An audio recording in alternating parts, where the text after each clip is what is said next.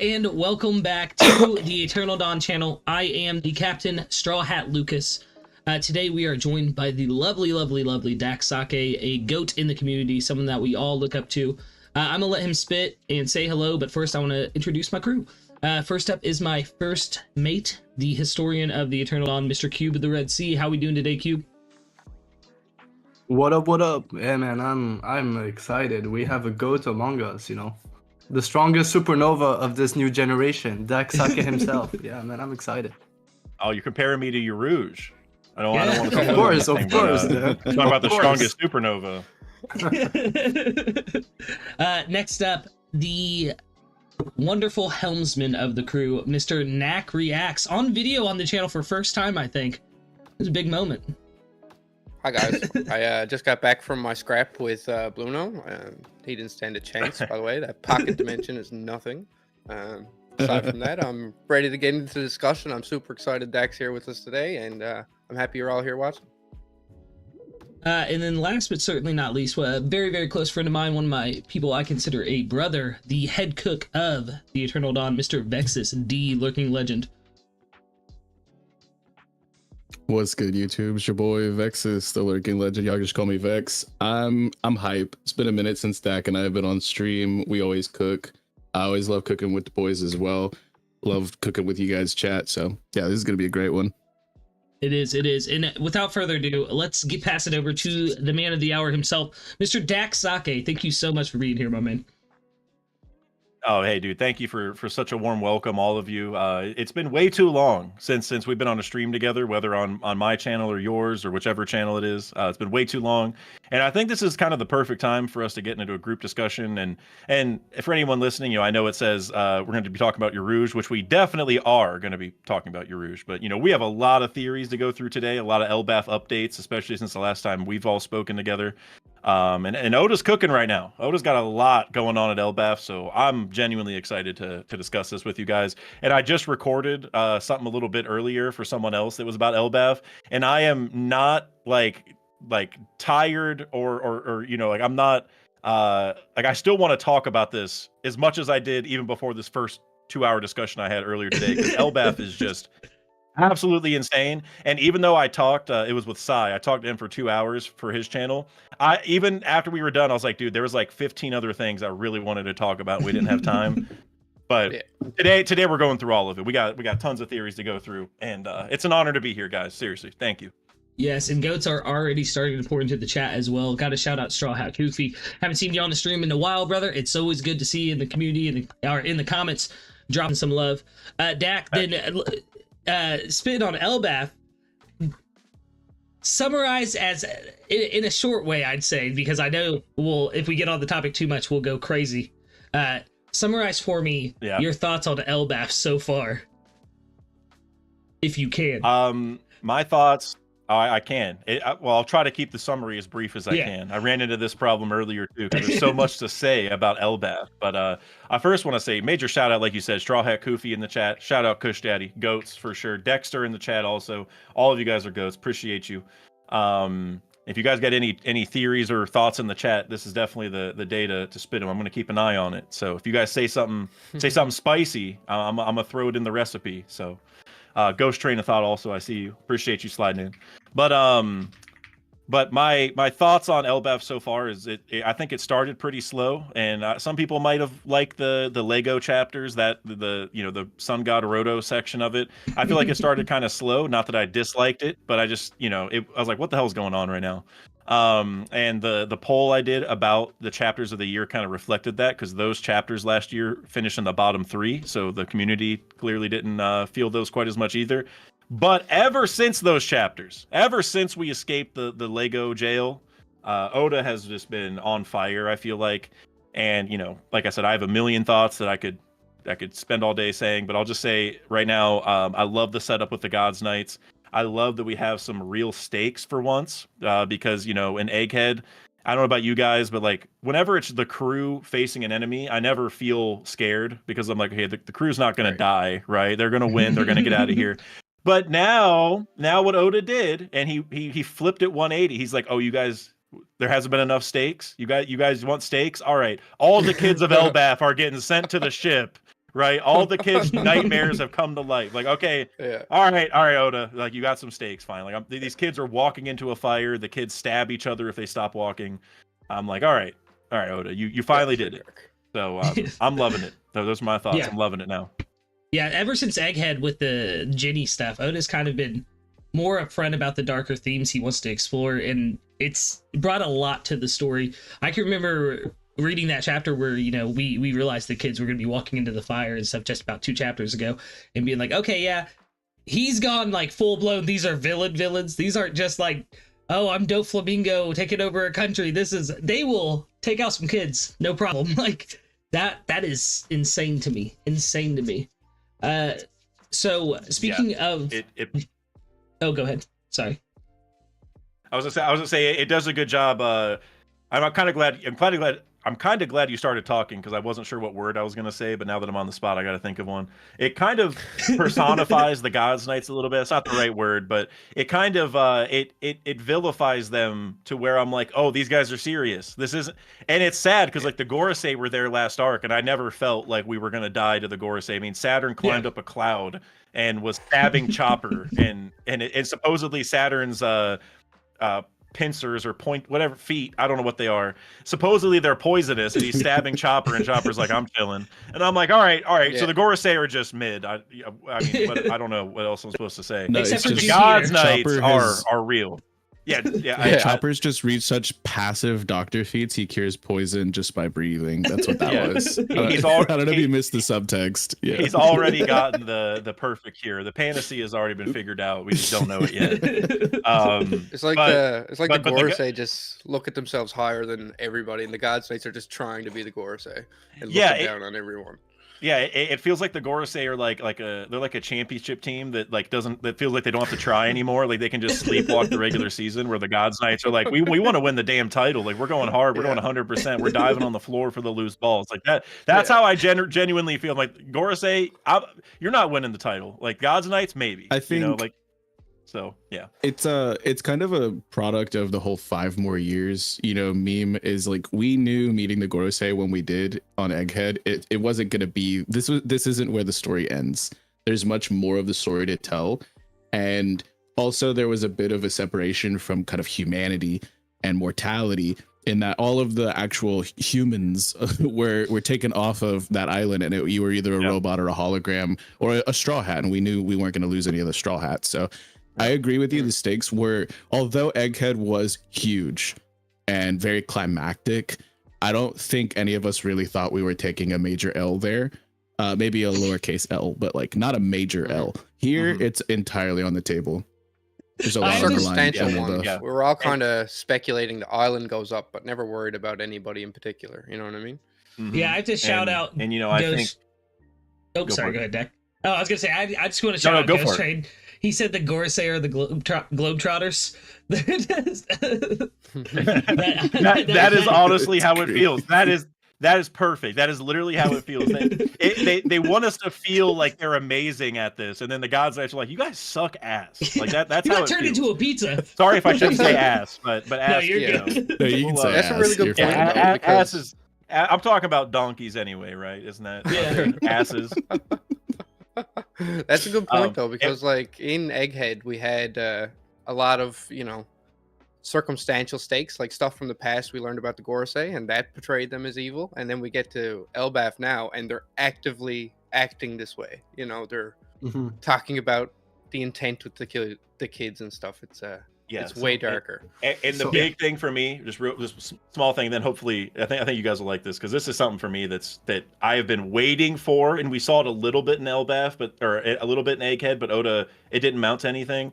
But I love that the God's Knights are actually smart and organized, right? They're using their fruits in concert with each other to do this plan. I'm like, thank God! Like, we've had all these devil fruits forever that could work together for like these different plans, or you could use them in certain ways. And I'm just like, Blackbeard obviously has been thinking about this to some degree, right? Because he's going for all these different fruits and stuff. So he's realized, oh wow, I could use those for some big things. And I'm like, thank God the God's Knights thought of it. Like, oh yeah, we could just team up. And we saw that in Egghead with the Marines a little bit. where they were finally working together and being smart, and like they were like Bluegrass riding the pacifista, even though I don't like her. It was still, all right, good. Your They're working favorite. together. They're working together. I was like, great. The Marines have a plan. I've been waiting for this. They have all these resources. Let's put them to use. And then they still got cooked. But now the Gods Knights, they're just a 3-man team, and they're doing all this, and nobody knows where they're at. And like that, to me, I'm like, okay, like somebody's got their head on straight in the government. So yeah. Mhm. So listen, I am just gonna jump in to at least defend one Gorosei. He has to stay away from the Straw Hats, and that's Nozjuro. That guy's a menace. Nozjuro is the only one where I'll say, dude, whenever he saw something, it was finished. He's the only Gorosei I would give him, like, yeah, I'm scared of that one. Yeah, I mean, He's cool design too. but then you also got Atlas holding off Nosturo, and then and Zoro Yeah, man. clashing with him. So I mean, I'm just Oda doing what he did made them feel like next time they pop up, I'm like, I'm not that. They I'm ain't not that nothing. worried. They're just gonna be an obstacle. Like now Garling. Now Garling, I mean, we haven't seen him, in action yet, so he might be a menace. But I'm like, look, if I see Mars again, I'm just like, dude, you got No, Yeah. Mars. You got Team Bonnie- Rocketed. yeah, Bonnie, Frankie, and Luffy just did one punch and you were gone. I'm just like, I don't. What are we Oh, talking yeah. We're about? blasting off again. What are the percentages that you think maybe it's like, what if it's like they've been so removed from the issues and combat and the surface for like with Saturn, we got a flashback in Egghead of like 200 years ago and his like dealings from way back then. So like you said, Garling, he's fresher on the scene, probably the closest to his actual combat prime of any of these Gorosei contenders. But how do you think the community would receive if they show back up and they're like, before we were using 2% of our power or something? Yeah. You know what I mean? Yeah, exactly. They can't.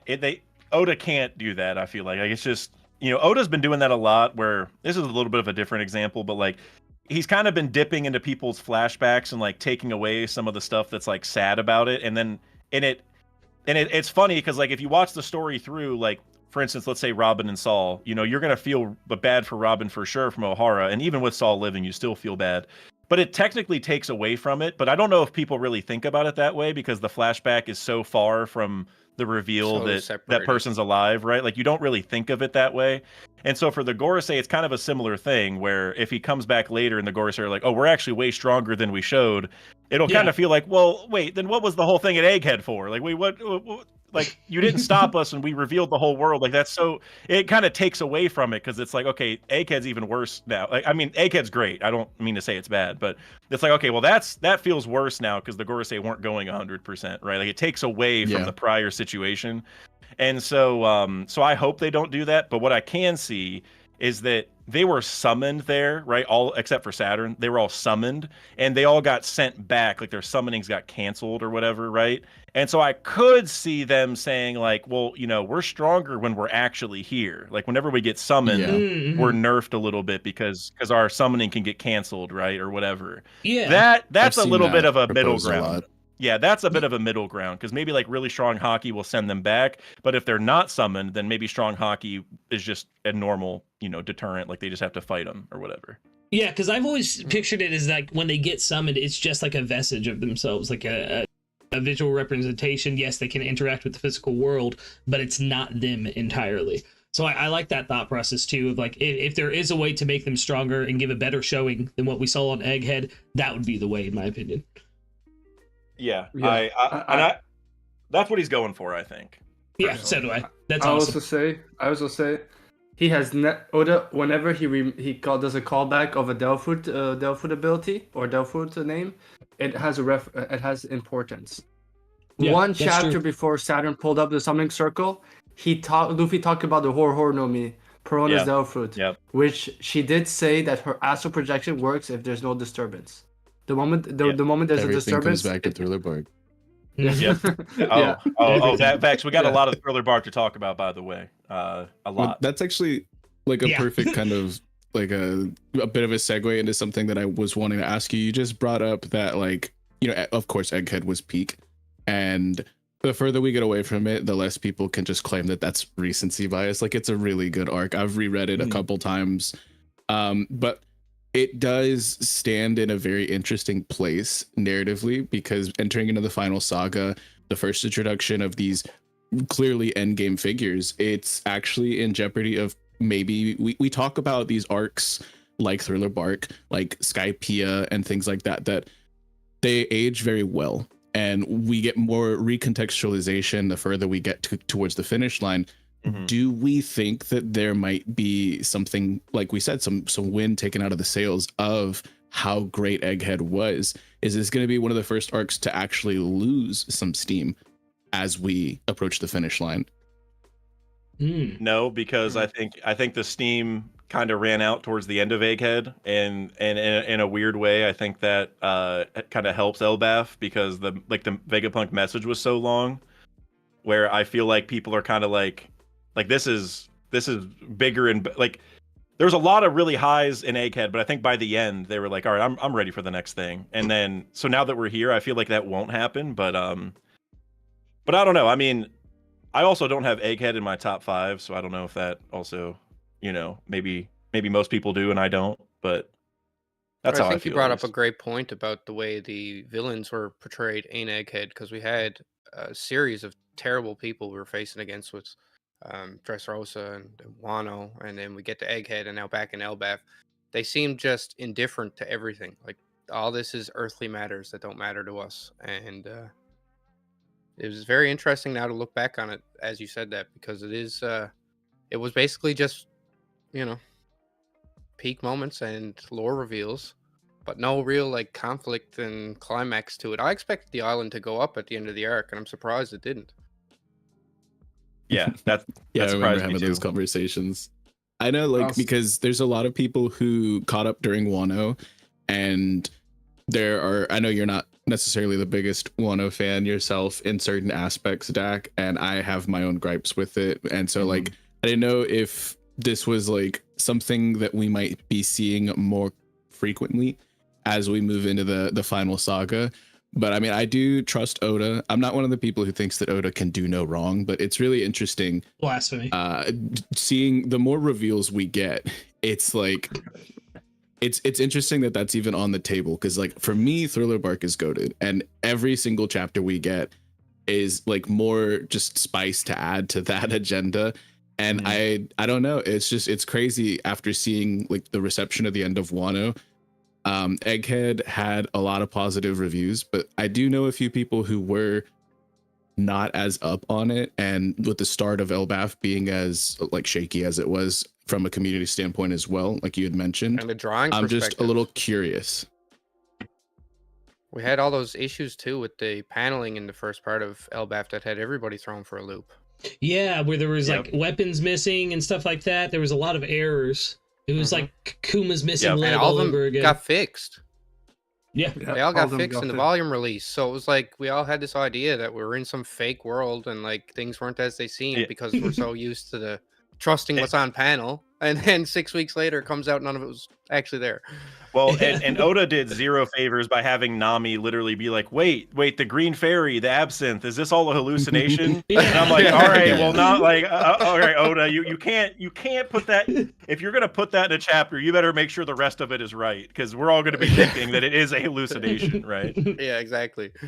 We trusted you. Actually, yeah, we were having a conversation with the Lonely Mage, who's in the chat right now. Absolute goat. Major shout out to the Lonely Mage. But we're having a conversation in voice chat on our Discord just literally a couple days ago, and it would be the perfect spot if they were to like finish out most of Egghead pretty strong in the anime now that it's back, and during the whole Dream Mist belt thing, Green Fairy shenanigans, if they put like a little filler arc there. But I'm interested to see how the anime adapts some of that stuff that was a little bit more up in the air with the manga. And it's like a lot of people, they'll peel apart and like really put a magnifying glass to each of these little details and things like that. And when you get a chapter or a series of chapters like that, where you can't really read too much into it because that was just a mistake, it really does shake the whole theory community.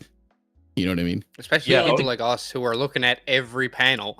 Yeah, exactly. The crown jewel, clown jewel thing, like same thing. Yeah, same shit. Yep, and like one thing I think about with Egghead too is like in chapter 1075, I think somewhere around there was like that weird shadow that was like that. Shaka was like, "Wait, who is that shadow?" And we're all like, "Wait, who?" Like, who is that guy? And then the anime showed it was S Snake, I think, and I'm like, "Oh, like what? Come on! Like, why even like that like Oda? That's not a. You don't have to do that. Like, that's not a mystery. Like, there was no reason. You know, I don't know. And then also, we're getting that right now too. Yeah, did you see how? Yeah, did Oh. you see how they showed the over the night? Like they showed some of the events that happened over the course of the night that we still haven't seen in the manga. I think that's pretty interesting. And then you can't even trust what they say happens. Yeah, I don't want to get into that whole conversation, but it's crazy to me. Yeah, So the stuff they did. I think we won't have the same issue with Wano because I think they're doing a better job with the anime with taking 6 months break. But also I think the Kuma flashback, the fact that they had 6 months to work on it, is like it's among the best flashbacks, and it says a lot with all like it's not the best one, but it's among like I would put it next to Brook, Law, Robin, you know, even Chopper. You know, I always say that Chopper is like the first really dark flashback we really got compared to the rest. But I think there's one weak point in Egghead, anime or manga, and we all passed that, and it's the York trader reveal because I still feel like that it was not well explained. We didn't get like a build up to it. It was just like, oh, I'm gonna become Sasudaga, so I could do whatever I want to do. It's like you're supposed to be part of the ecosystem of the smartest man in the world. That is kind of a Orochi thought Even process. geniuses have ambition. Yeah, like so that's why it's like for me is other than that, because I'm sorry, the Kuma flashback, Ivankov being re-brought in, the Genie storyline, you know, the stuff with Bonnie, the come up of the Revs, you know, it's like and they had 6 months to work on it. We might get more. Yeah, we might even get more. With the scene where what was it, the red hair pirates retrieved the Luffy's devil fruit from Cypher Pole, like in that flashback, it was like a panel and a half or something. It was like not even a full page, but they stretched that out a good bit in the anime, and I'm okay with some of the anime, like the anime taking a little bit of liberties to give us a little bit more context in that, like we actually got anime canon episodes back in Logtown because Oda specifically had to get the let out and try and, you know, make chapter 100 Dragon's first appearance and stuff like that. And so like I'm not a firm believer in Math Piece, but major shout out to Randy Troy, a friend of the channel, goat in the community. It's very interesting to look at, and I don't immediately like discredit it. It's just I could absolutely see little bits of that being like Oda just kind of throwing over to Toei or like the producers of the anime, like, hey, I didn't get time for this, but y'all can have it, you know? And,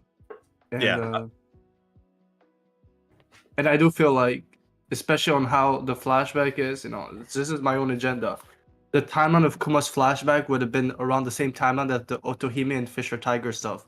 So I could see like putting breadcrumbs. So obviously they're not going to add new content, but for someone who just saw the Fishman Island log episodes, you know, for those last 6 months. That's a good point. Yeah, like maybe someone will catch us and say, oh, wait a minute. Because I've always said Fisher Tiger was not alone doing his thing. Going to Marijoa, doing all of those stuff. And it happens to be around the same time that Dragon and Kuma were doing their thing.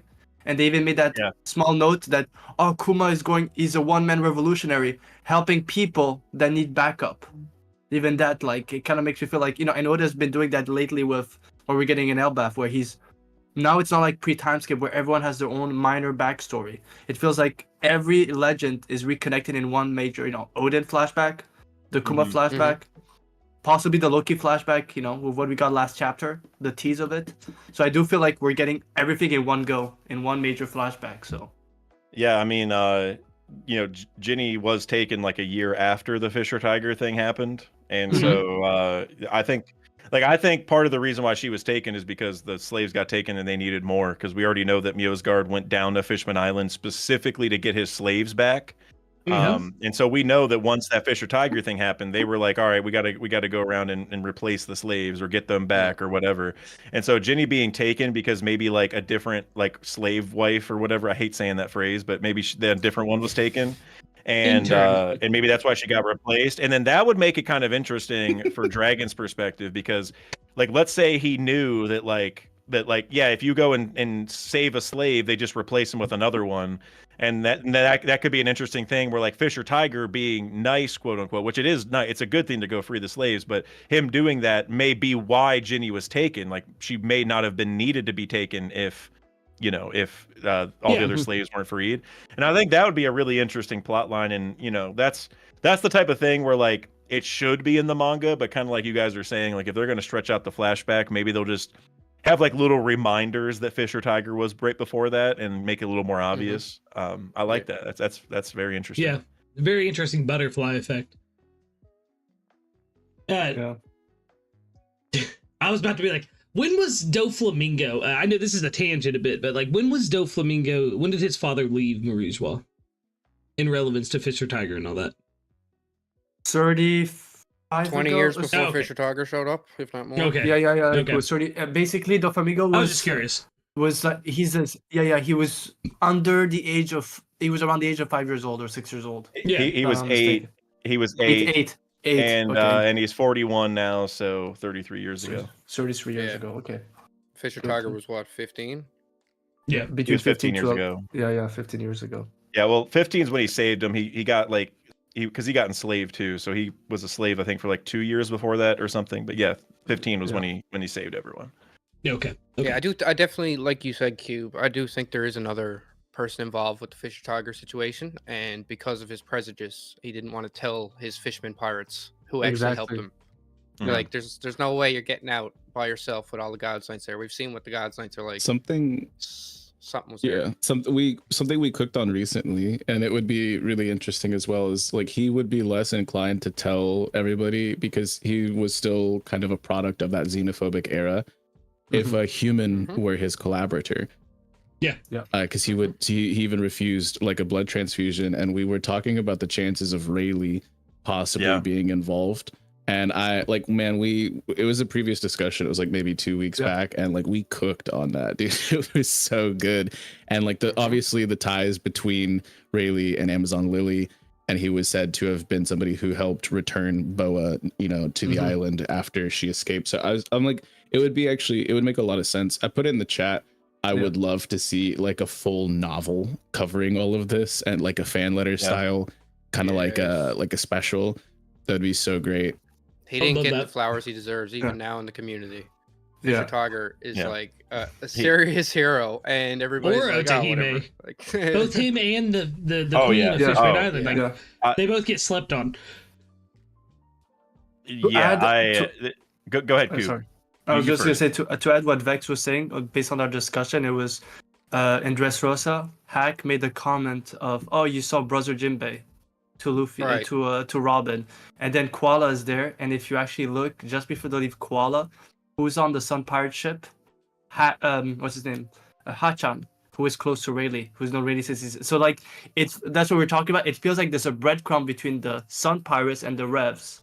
It's just... Yeah. They don't talk about it. It's like it's supposed to be understood. Like just get all the context. Like we came to that perspective. Yeah, well, and the Revs have Hack, right, or whatever his name is. So who knows Jinbei? Yeah, I think Fisher Tiger is definitely going to get a lot more focus, and Otohime, because I think that's kind of what Oda's saving Dragon for. I think Dragon's going to be like an inversion of Fisher Tiger in a lot of ways.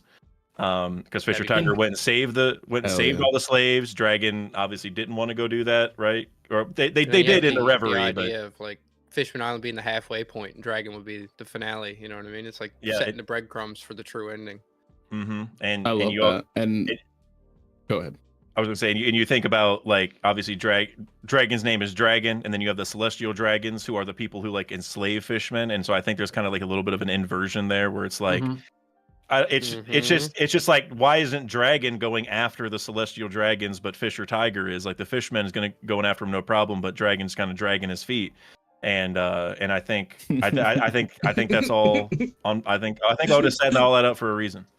What if he wasn't It's named so funny. Dragon? Like over a year from ago. the animal, but named Dragon because he's dragging his feet. Like, I don't know. That's hilarious, man. That got me. I'm like, okay, sorry, Yeah, man. major shout out to Dragon. Major shout out to Terrible TJ. If you're around, you're a goat. You've been an OG. One of the first people I ever interacted with on like the Discord side of like a One Piece community. But he always coined like hashtag Dragon be lagging, and I think that's so funny. Yeah, But I like what you brought up in that like there's like a floodgate still. Like we're only getting like little tidbits about certain characters, and it's a lot of people use this as justification to like why we didn't get the full God Valley or the full Kaido like flashback or something like. And so like with the Revs and Dragons specifically, I completely see that as being something more endgame relevant, and we could very well get more context on Fisher Tiger and specifically something that you just put a video out about is koala, and I think that would be really, really interesting. And it could maybe potentially, if you got stocks in that, be kind of the perfect time up and coming for like another little tidbit, you know? Yeah. I think Gunko, you know, because I know I'm far from the first person to talk about the Gunko and koala kind of connection, but you know, Oda had Dragon be the guy who kind of hyped up the Gods Knights. Like we know there's some connection there, and we also know that Dragon like wouldn't go save Ginny. So like one of the Revolutionary Army commanders was taken by a celestial dragon, and so it's just kind of like there's a lot of ties there between the Gods Knights and the Revs, and so it would make sense that that there would be like a deeper connection between the two in some way, right? Where people have said theories that like Gunko could be a Revolutionary Army spy, or Gunko's a past Revolutionary Army member who joined the Gods Knights, or she's a clone of Ginny, or related to Koala, whatever. There's a lot of theories that bounce around like how is she connected to the Revs? And yeah, I think that's Oda has something really special cooking for that connection specifically. I think that if the connection between Gunko being a Rev is true, like if she was a former Rev per se, I need to know how much do the Revs know about the Ancient Kingdom and stuff? Because Gunko's fear is Nika. If that's something instilled to her, not as a celestial dragon, that's something instilled to her because of the Revs. Like, that's an interesting angle that I've been thinking about a lot lately. Because Dragon obviously knows something, because he knows the One Piece is key to whatever success he's trying to find. Yeah, I mean, that'd be really interesting if, like, the Revs also didn't want Nika to appear, because they know, like, well, if Nika appears, he's going to destroy the world, right? That's kind of what we've been told from Elbaf, is like, is Nika the savior or the destroyer? Like like, is he good or bad? And so that'd be interesting if Dragon kind of felt similarly, like, I hate the government, but I also don't like Nika, because whenever Nika pops up, everything just goes to shit anyway. So we don't want him. I want to go do this myself. Like, that would be very interesting. I never thought about that. Yeah. So there is something, obviously me and Lucas have talked heavily on the whole Rev stuff, because I did not like the whole, simply they have similar closes, it's very loosely. But there was something I caught that was quite interesting, and it's when everything went down after Wano, when we found out about the Reverie. And Dragon and the commanders who have returned with Kuma did not know what happened to Sabo, because they were parted ways. And when Koala and everyone was jumping ship, Dragon stood up and says, before reacting, we need to be sure 100% with the information, and walks off. Yeah. My question is how can he verify the information unless he has someone at the Reverie or at Marijoa to confirm it? Like someone that he could talk to. That's why I thought it's interesting, because he said he has to verify the information. How would he do that? Being a Rev, I don't think he would just, hey, it's Dragon. What happened at the Reverie? You know what I mean? It's like, so it is interesting. There might be like more to it. Like, it could explain why he seems to know, for someone who's been out of the loop for over 20 years, he seems to know a lot of stuff about active duty with Gods now. Like, the moment they make their move, the most secretive group that we know of, Dragon is going to know the moment they make a move. Kind of makes me think of, he might have someone. Yeah, well, I think he could have someone. It could also be Karasu with like the crows and stuff, right? Because he have these different things. But I did want to say, one thing that I think a lot of people miss is in the Sabo backstory. Technically, when the Goa Kingdom stuff happened and Dragon showed up and all that, Ivankov had a comment that was like, "Dragon, I had no idea that you had an informant all the way out here in a corner of the East Blue."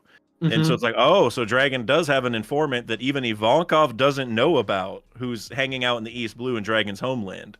So I'm like, okay, so Dragon's probably doing that because he doesn't want anyone to know where he's from. He probably doesn't want, because he didn't share any familial information with the Revolutionary Army.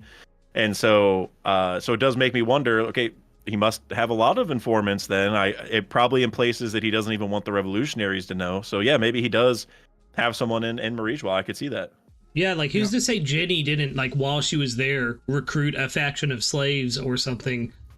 You know, I mean, she was at Marijwa for how long? 3-4 years? 2 years? Yeah, so like 2 years. in that 14 2 years, yeah. she could have recruited 12 years. anyone, and then if they somehow escaped or even stayed in there and just found a way to link with Dragon, which Jenny, once again, is the answer to that because she can create technology out of basically nothing. Like we saw it on God's Valley. She's insanely good with electronics. Yeah, like the whole legend of Nika spreading in the first place. It's like we know that Kuma was devout. Jenny was very close with Kuma, and like that could have been like a whole resurgence of like hope within the I'm gonna say interns underneath Marijwa, you know. I think That's it could also interesting. be that maybe the reason Dragon didn't go for Jenny is because he had an informant and he's like, well, if I go in now and try to save her and, you know, maybe in some way, like his informant would get revealed or his informant might die just in the battle, or maybe his informant would be forced to go fight Dragon. He's like, well, if I go in, I lose access to my information and I love Jenny, but I can't do that. Yeah, with Ivankov was, you know, in level 5.5 or whatever, and like they were kind of chilling, and they're like, yeah, I could break out whenever. It's just not the time. So it could have been maybe a similar situation, just a little higher stakes, I guess, you know. But I could see it playing out multiple different ways. Really interested to, you know, finally get more answers on that and so many other things in One Piece. I will play devil's advocate because obviously we need to see to be able to make that claim. But what bothers me also the Kuma flashback is the amount of small time skips.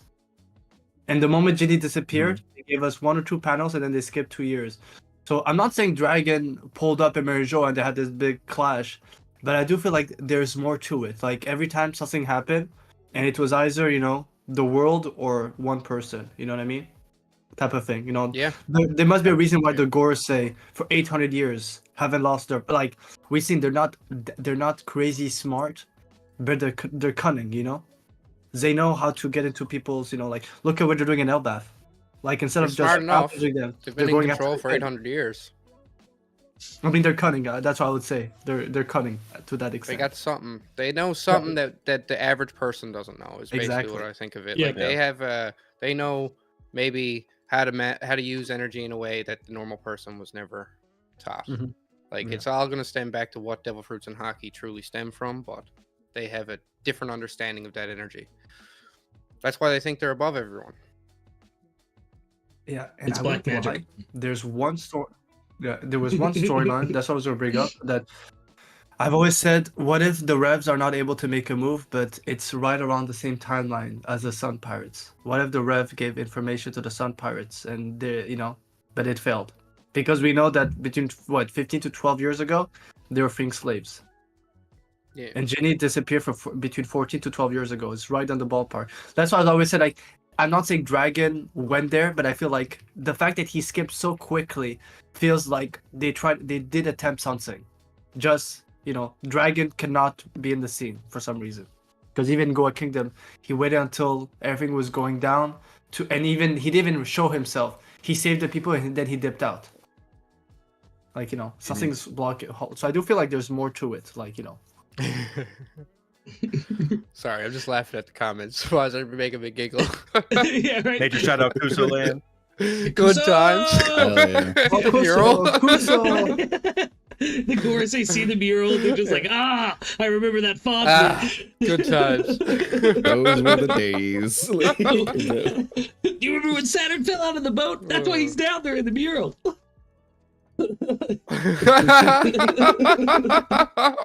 Oh my god. Oh, that's so funny. But Oh, actually, I do have a question before we get into the spicy Elbaf stuff. And this is for everyone. Since now we're getting to the great parts of Egghead, which part are you guys more excited about that's gonna get animated? It doesn't need to be like a whole chapter, but a moment. the Gorosei showing up? Like, that's Nah, all 5 of Kizaru. them? Yeah, the Kizaru fight's gonna be insane. I need an admiral to flex and get a good showing. I'm not a power scaler, but like I think it'd be funny to dunk on a whole bunch of them that are Kizaru dissenters. I need my boy. I don't ever want to hear the word mental nerf again. Like I need him to shine. You know what I mean? Like a light? I will You say, know- watching the first few episodes we got so far, that dude is conflicted. Like, even the voice actor yeah, does a fantastic obviously. job. He's like, it's so well done in the anime, the way But he like there's- responds to Saturn and there's stuff. such He's a like, every huge- time. Yeah, there's such a huge discrepancy on what you can convey in panels without making it like 40 chapters long and doing like a frame by frame illustration, which would take so much time to get put out into the public versus what a good animation team can do with a fight. You know, I need it to be, because like I did feel a little bit underwhelmed, although it was one of the most hype things I had ever seen as like a current reader since I caught up. I need them to do that justice. I cannot wait. Yeah, it's gonna be a fantastic showing. I feel like the Luffy and Kizaru fight is a lot of that might be animation that they already did before the break, right? Because they probably had like a lot of that work done for like the next couple episodes already done. So that's kind of because I agree, I really want to see that, but since I'm kind of not expecting it to be like insane, because I think they already did a lot of it before this, I'm gonna say the Bonnie and Kuma like final moments of the flashback, like you know that one panel where, well, it's a series of panels, the one page I guess, where Kuma's like running, you know, and it's like different phases of his life. If they don't do that man. justice, Egghead in the anime is a failure. That's like genuinely everything else can be like okay and I'll get past it, but if they do not give that moment justice, it's gonna soil a lot of it for me, genuinely. And like, because the Gorosei, whether the anime is good or not, that was hype for me. That was a good moment. I can go read it in the manga and I'm gonna feel excited, and I feel that way about Kuma and stuff too. But when you get to like these sentimental moments, you have to give it the extra attention. If you don't sell that moment and play memories while this is happening and just make me cry. If you don't, like, that is a moment where if you do it right, I'm gonna cry. If you don't give it the effort, I won't cry, and I will feel very sad because it was robbed from me. Yeah. So I think that's they're how gonna I nail it, because like I the agree. paneling is so good. Sorry, I was thinking about it more too when you guys were all talking. I think the one moment I really need them to nail, like Dak, like you were saying, is a lot of the Kuma flashback. They showed that brief moment of it before we went on hiatus with the anime, where Bonnie was watching him getting beat as a child. And like that was enough for me to be like, yeah, they gotta nail this. But I think the moment from that I need to hit correctly is Vegapunk throwing the switch and then fading into a happy 10th birthday. Because like, even talking about it now, I'm getting a little teary-eyed. Like, it's such a hard-hitting moment. And I think if they, like you said, if they mess up any of that, it's not gonna hit the way it did when reading it in the manga. Because I mean, the manga wrecked me. Yeah, and I love that you brought up that moment, Lucas, because when I was reading the manga, like reacting to it, I remember whenever we saw that like little snippet where Kuma was like a kid, like you said, like getting beat by the celestial dragons or whatever, and Bonnie saw it and like hopped out of the bubble and was crying a little bit. I remember specifically saying whenever that happened, I was like, okay, that's all I needed. I know the Kuma flashback's gonna hit. I don't, Oda, I know you're gonna give it to us, but that little snippet, I thank you. Like that, I needed the Kuma flashback to hit. That little snippet was proof. Like, Oda's Oda's bringing the waterworks, right? Like Yeah. I knew it, and so yeah, if he doesn't, I mean, I feel very confident that they are. I don't even think it's that hard. Like they could go over the top and make it way more amazing than I'm imagining. But even if they just do like the basics, that moment's gonna hit. So that's all I request is that you give Kuma the love he deserves. That's all. Yeah, So just I that love little where snippet in the I'll- anime. I was sobbing. Sorry, Cube, go ahead. So I love all the moments you guys brought up, but I am a bit disappointed because I think there's one moment because in pre-time skip it was such a big moment in the anime when we get the Kuma perspective of Sabaody and his inner monologue. Oh, that too. Because Oh. for those who remember in Mm. Sabaody, Oda made it like from Luffy's perspective. Like we thought like when Robin disappeared, when Nami like all of them disappeared, and with the bubble popping as each disappeared. Yeah. Like imagine the opposite So in where good. Toei and Oda doing a 360 instead of like fearing is like this enlightenment or like feeling Kuma's like it was Kuma's plight, hoping I'm putting all my hopes in you guys because soon I won't be like no memories. I won't be here basically. Mentally I'll be gone. And I feel like this moment they cannot miss it. Like the other stuff, like Dak was saying, you would be a bit sad if they failed this moment. It's like a destroyed because then it reconnects to Sabaody. Yeah.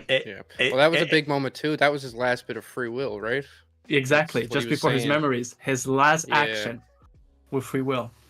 We need memories playing the entire time. Like that Yeah. song fits the Kuma flashback too well. Oof. And don't get me wrong, the Kuma flashback is the answer here for the moments the anime has to nail. But beyond that, because I think the Kuma flashback personally is a big reason why. Don't get me wrong, drawing the Gorosei and all that's going to take a lot of effort for them. That's going to take a lot of time. So that was probably part of it. But for me, I'm part of it worried. better have been giving love to Kuma. If that wasn't a high priority on the 6-month break list, then somebody needs fired. I don't know what to tell them. yeah. Yeah, we were all. you That's what we mentioned- speculated. But go ahead. I was say, but beyond that, the moment that I think they also have to nail, outside of the Kuma flashback, is the Emeth and Joy Boy flashback. That's the other one. When the music, when there's the music notes, and it's right after the rope popped and all that stuff, and he's like, "Wait, so even in the future, you'll be there to help or whatever?" Like, Yep. and that's also, is that not the Joy Boy voice actor reveal? Is that also that should be that, right? We haven't heard him talk before, so that's another element. So that moment, I'm telling you, if they do that right, that might be my favorite moment outside of the Kuma flashback. Is that I the little agree. music notes, man, too good. I have a little to add as well, though. Like what you mentioned with the whole planet fall thing with the Gorosei touching down and us getting their form reveals. I'm actually really worried about that one. And I have two other moments to kind of mention after this one. But like I don't know, like it hit really hard in the manga when I saw it in like the black and white panels. But the official coloring, I don't know how the anime is gonna make me feel the same way that the manga did. I'm a little worried about that, not gonna lie. They'll probably do it, but I'm a little skeptical. So I really do think they need to nail that, but it's a tough bar to climb there. And to speak on the Emeth and Joy Boy stuff as well, the whole hockey burst, like that is gonna be insane once we see that animated. Oh, dude. But Emu's reaction and also to speaking it. of voice actor reveals, Yeah. oh yeah, that's gonna be insane. But speaking of voice actor reveals, is something that Lucas mentioned in our last chapter discussion. Go check that out if you haven't yet. But it's the Rock's reveal, like his voice is going to be in the Kuma flashback when we get God Valley, and like seeing like all of these individuals in Loki's flashback. Wait.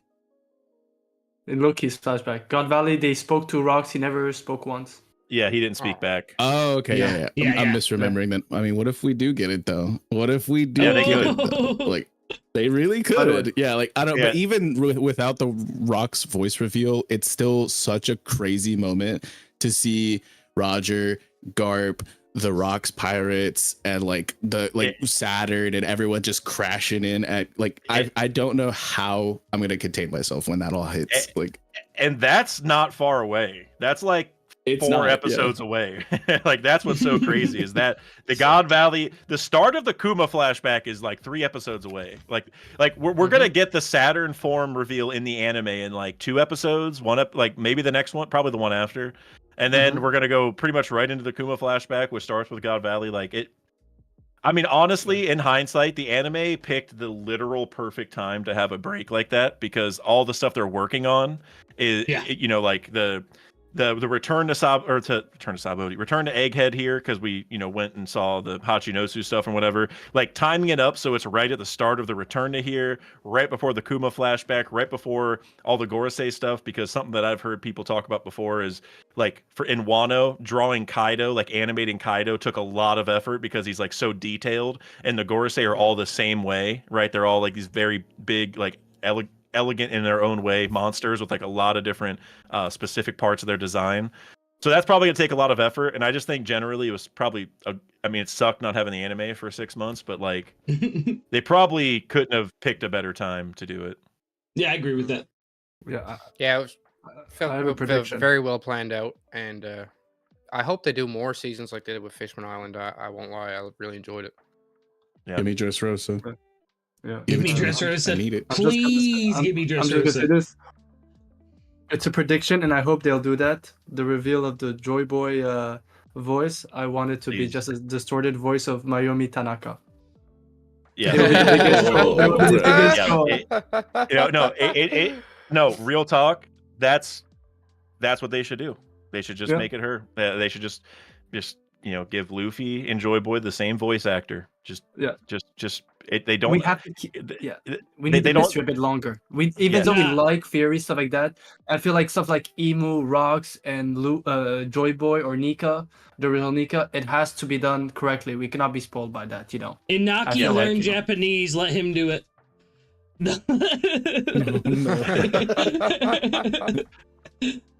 What was I was gonna say something about what you just said, Lucas. Now I can't remember. I had such a good point to say. It's gonna come back to me. I had a great point I'm to make so about sorry. this. It's killing me. It's killing me. This has happened like 3 times already. I just haven't said it, but there's a lot of things where I'm like, all right, I gotta say that, and then you guys keep talking, and then I'm like, all right, hold on, now I want to say this instead, and I forget the original thing. And that's literally what just happened. Welcome It'll to come the back to Eternal me, Dawn, but baby. That's the story of my life, brother. yeah. That's the story of my life, bro. There's a reason I host a show called Rambling Addiction. No. Oh, I remember what I was gonna say now. Calgara and Dragon have the same voice actor, and there's also a lot of other things that kind of tie Calgara and Dragon together. So they already Oda already, or Toei, I guess, already kind of has a history of like giving people the same voice actor if they might be related or connected or whatever. Because I don't want to go through the whole theory, but there's a lot of stuff that ties Calgara to Dragon. And so I think giving Joy Boy the same voice actor as Luffy, I think that would it'd be easy for Toei, so they don't have to go find anybody, and it would just kind of hit. Like we would know, right? The listeners would be able to tell, like, wait, he sounds just like Luffy. Like that would be so cool for people. So I like that. I mean, Get ready we for know a from bunch of Zoro's that Luffy went to Queen- the past theories. Sorry, Cube. Go ahead. I was making a stupid Yeah, joke. I was just saying, it is accurate because we know from Zoro in Lockdown that both Queen and Tashigi have the same voice actress. So Wait, who does? remember what Zoro said in Lockdown? Kuina. He said Queen and Tashigi. Queen and Tashigi. Okay, He gotcha. said it's exactly the I same thought you voice. said so- Queen and Tashigi. I was like, zoomer, zoomer, zoomer. Oh man, imagine Tashigi doing that dance. Oh, God. Please, give me Tashigi doing that dance. Funky. I know you mentioned, unless anyone had something they wanted to still say about like what we're going on. I was kind of go off on a different Oh yeah, dude, you tangent need to. and pivot a little bit. Pivot. Yeah, you mentioned like past piece, Lucas, as like a meme, and like it's so funny because a lot of people really do like kind of ride that agenda. It is a cyclical story, and I can't discredit it because you've introduced like one-way time travel. So maybe like through an awakening or through some other form, there is a way to go back as well. But like a lot of other people think like Moon Piece is a thing, and a lot of people think that like we could go to the underworld and get like a hell arc or something. Like, Dak, what are your opinions on some of these far out potential arcs in the final saga? You know what I mean? You know, it's really hard because whenever you say arc, I'm imagining like definitive outline story arc where like we're going to a new place. That's in One Piece, that's typically how arcs work. And so whenever I hear Underworld arc, I'm like, okay, so you're saying that half or all of the crew is going to go spend a lot of dedicated time together in the underworld or whatever, or at least Luffy, because I guess Amazon Lily didn't have the crew, but you know what I mean? Like, main characters are going there for a long period of time. And so that I have a little bit of a hard time with, just because of the timing. Like, do we have enough time to have a space arc, to have an 5 more underworld years. arc? Like I just even if Oda gave it 10 more years, I'm like, look, we got like, do we really have time? Like, we're so close to the end in terms of we're facing the Gods Knights and we already faced the Gorosei. Like, can you really stretch it? So, will there be an arc on it?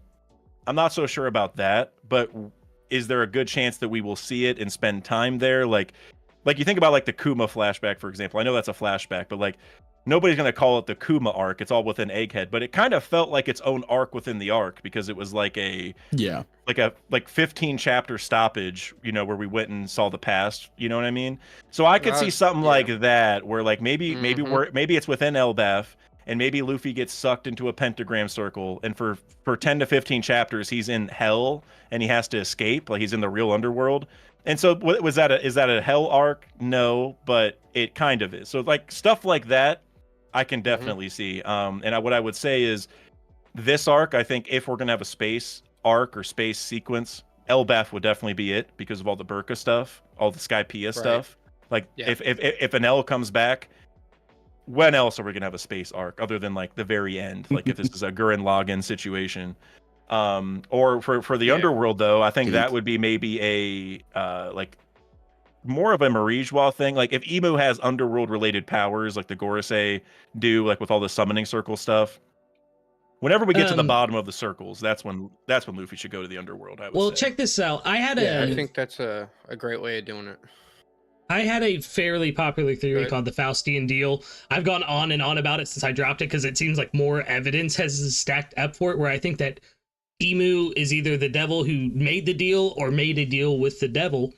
And a lot of these magic circles and stuff, like there's no better way to describe them than magic. And crazily enough, there is one confirmed magician in One Piece, and his name is Faust. And he's on Hawkins' crew. Anyway, that's just a fun little factoid. But no, I really do think that Emu has some kind of ties with the underworld as well. It makes no sense. Yeah, he's the little cat guy. The cat. Hey, I forgot this guy existed. I love this guy. Black Cat, which is also associated with darker magic as well, in a lot of lores. Right. Yeah. Like bad luck, right? If they cross you, that's like 7 years of bad luck, right? Yeah. And I also just love cats. You know? Oh yeah, 9 lives, which this is the guy with extra lives, Hawkins, right? His power. Mm-hmm. Hey, I just suddenly became a Faust fan. I'm a huge fan. Let's go. I got another one, boys. You hit it right on the head, though. Like, if we're gonna touch on the underworld or even the moon at this point, it's probably gonna be through flashbacks. Like, we know there was a past up on the moon. We know there's a past involved with these spirits or whatever. Like, I don't think we'll go there as the crew, but I'd love to find out what happened to Burka, and maybe finding out what happened to Burka, we find out about the moon and come all together with it. That'd be great for me. Yeah, imagine an L talks about how he destroyed Burka, and then it ties to all of his space adventures, and then maybe even there it leads into maybe a giant is overhearing it whenever this discussion happens, and he's like, "Oh, let me tell you about this other Harley text or whatever about about space," and then we learned like some space history. You know, like there's a lot of the stuff. Davidson text. Yeah, the Davidson text. I think so. The Armstrong. I'm not sure. Anthology. Oh, sorry. That's so no, good. you're fine. I was making a joke. I'm not sure about the whole. I'm not sure about the whole moon stuff, because people know I still have did Enel really go to the moon because he was breathing? The atmosphere is a bit not space-like, but I do feel like Marijoa is going to be this underworld thing, because Sabo's comment, "I did not know hell was on top," you know, and then I always say that. In a world where the new world is called hell, the first part of the Grand Line is called paradise. Clap stayed alive enough just to say that Kuma's mother was taken to heaven, and then they unalived him. So my question is this: if she was also unalived, why not show it on panel? It kind of made me feel like heaven can actually be a real place in this world, in Marijoa, you know? Like, and I would say that a celestial dragon's heaven might be the rest of the world's hell, you know? Type of Yeah. thing. So, you know, so I'm wondering if this underworld, hell, all the stuff that we keep alluding to, could be saving what Clap was talking about, heaven, the celestial dragon's heaven. Yeah, Maybe it's in Marijoa. Yeah, I think whenever you, I don't know. Maybe this is an unpopular opinion. I don't know, but I think whenever you die in One Piece, everyone's going to the same place. I don't think Oda's gonna make it where there's like a like a heaven and hell necessarily, but I do think he'll have like what I could see is where there's an underworld where maybe instead of people dying and going to like the actual afterlife, maybe they almost intercept them and send them to the underworld, because you think about Brook, right? He died and he actually went to the underworld, and like his soul came back and went to his body and all that. It's like it was a place like you could actually visit and you could come back from, because he did it. And so part of me wonders, like, is it just, maybe it's not heaven and hell, it's just that there's like an actual afterlife, and then this place that the ancient kingdom or government or whatever has figured out to like kind of use your soul or something in some way. Like if you die, because you think about the Skypiea trees, that's another example. They said their souls would come back and inhabit the trees. It's like, okay, well, what if the souls just wanted to actually die for good and not be stuck here, right? Like there's probably both. Where like there's a real afterlife. A lot of people bring up the Zoro. Yeah, Zoro was confirmed unalive during the nothing happened, moment, like by Oda in, I think it was like an SBS, but his soul just got lost on its way to the underworld, so he just came back or something. Like that was it's not a throwaway. Like that's actually like something to, and with the Grim Reaper stuff at the end of Wano as well. It's like, what is he cooking? You know what I mean? Yeah, Zoro. If we did have an underworld arc, Zoro would be the one to go. Oh yeah, definitely. I'm thinking here now, because of this topic of conversation, that what if the God's Knights in Imu and the Gorosei, to travel in this abyss, they have to go to the underworld first to even be able to access it? Because think about Brook, who traveled through Summoning Circle and is the only known Straw Hat to go through the underworld. Like that's that's interesting 100%. To think about. Yeah, like yeah, like I think the underworld, like is there an actual afterlife in One Piece? Probably, but like this underworld that we keep talking about, I always wonder is just like I don't know how you would set it up, but it's just it's a step before the real one, where like it's like you said, like people have traveled there. Brook's been there. It's like, is that you know how like Laboon had like a world inside him, sort of like with a sky painted, it was a thing. I'm like, hey, is the underworld kind of like that, where like once you die, they just put you like into like a hellish Laboon type situation, and you're just stuck there, and like you think it's the afterlife, but really your soul is like getting Scientology. It's the red like line. Keep your soul in the moon, like soul recycler within the red line. Yeah, that's so crazy. But I mean, legitimately, all memes aside, we know one other character who has almost undoubtedly been to the afterlife, the underworld, and we need to get this through their eyes. I think there will be some significance before the end of the story.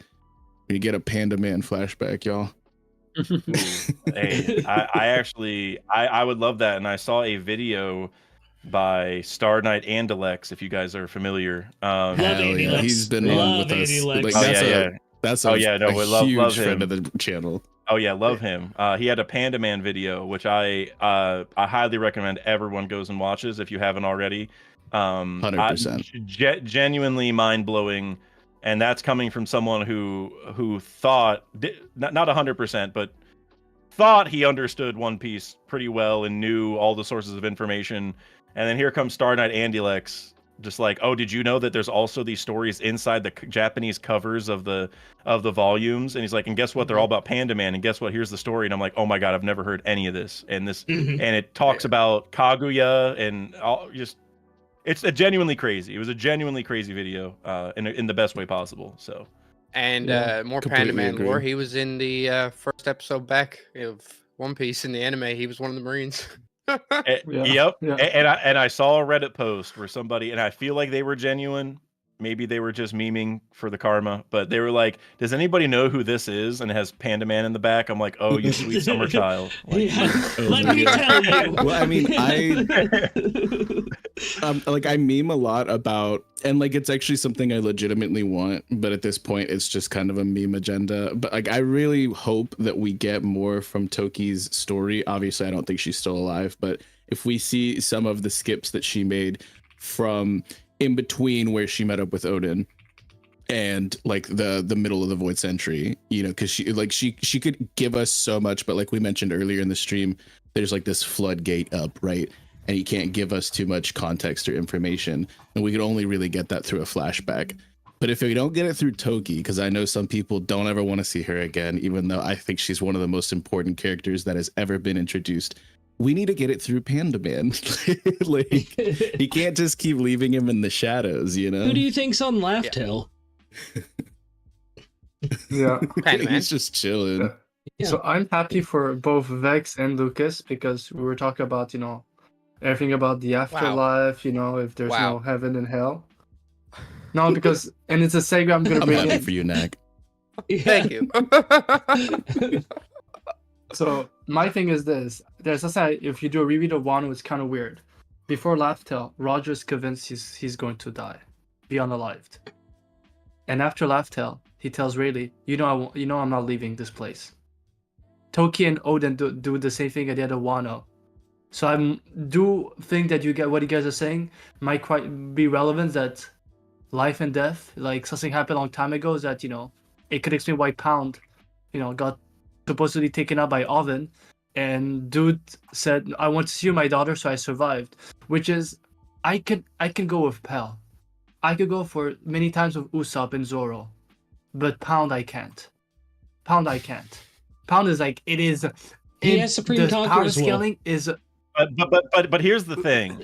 That's the Pound got like stabbed by Oven, and that was it. Like we just saw like the blood splatter, and that, like, we didn't really see like did he get, you know, gashed across the neck or something? Because then it seems like way less likely that he would get that he would survive it. But if he got stabbed just in the back and that's it, then it kind of makes sense because it wasn't that serious. As where for Pell, I get he had a devil fruit and everything, but the dude literally was holding a nuke and took it to the face, you know. Yeah. So I'm like, you know, if Pell, if Oda literally let a bird survive from getting hit with a nuke to the face, I mean, nobody's ever dying.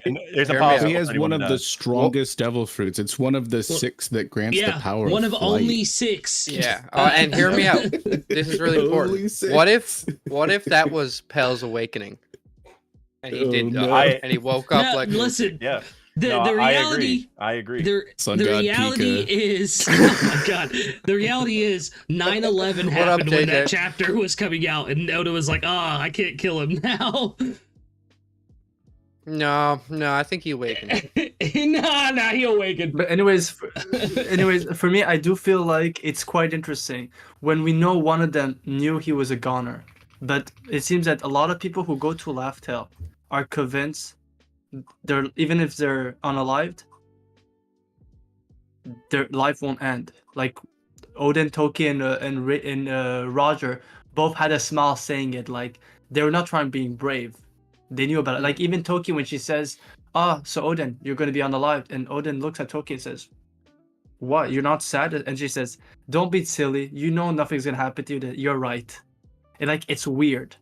So I do feel like you guys might be spin on something. Like there's something off about, you know, the afterlife and everything. I do like what you're saying there, but I could interpret what they're talking about as, you know, I'm still going to be here, stuff like this, as them understanding the concept of inherited will and cycles and passing on their memories, stuff like this. Because when you come to Laugh Tale, it seems like a sort of enlightenment in this world of One Piece. And that's the whole thing with Buddhist enlightenment, is you realize like the cycle is over and that's it. You've reached nirvana. You know what I mean?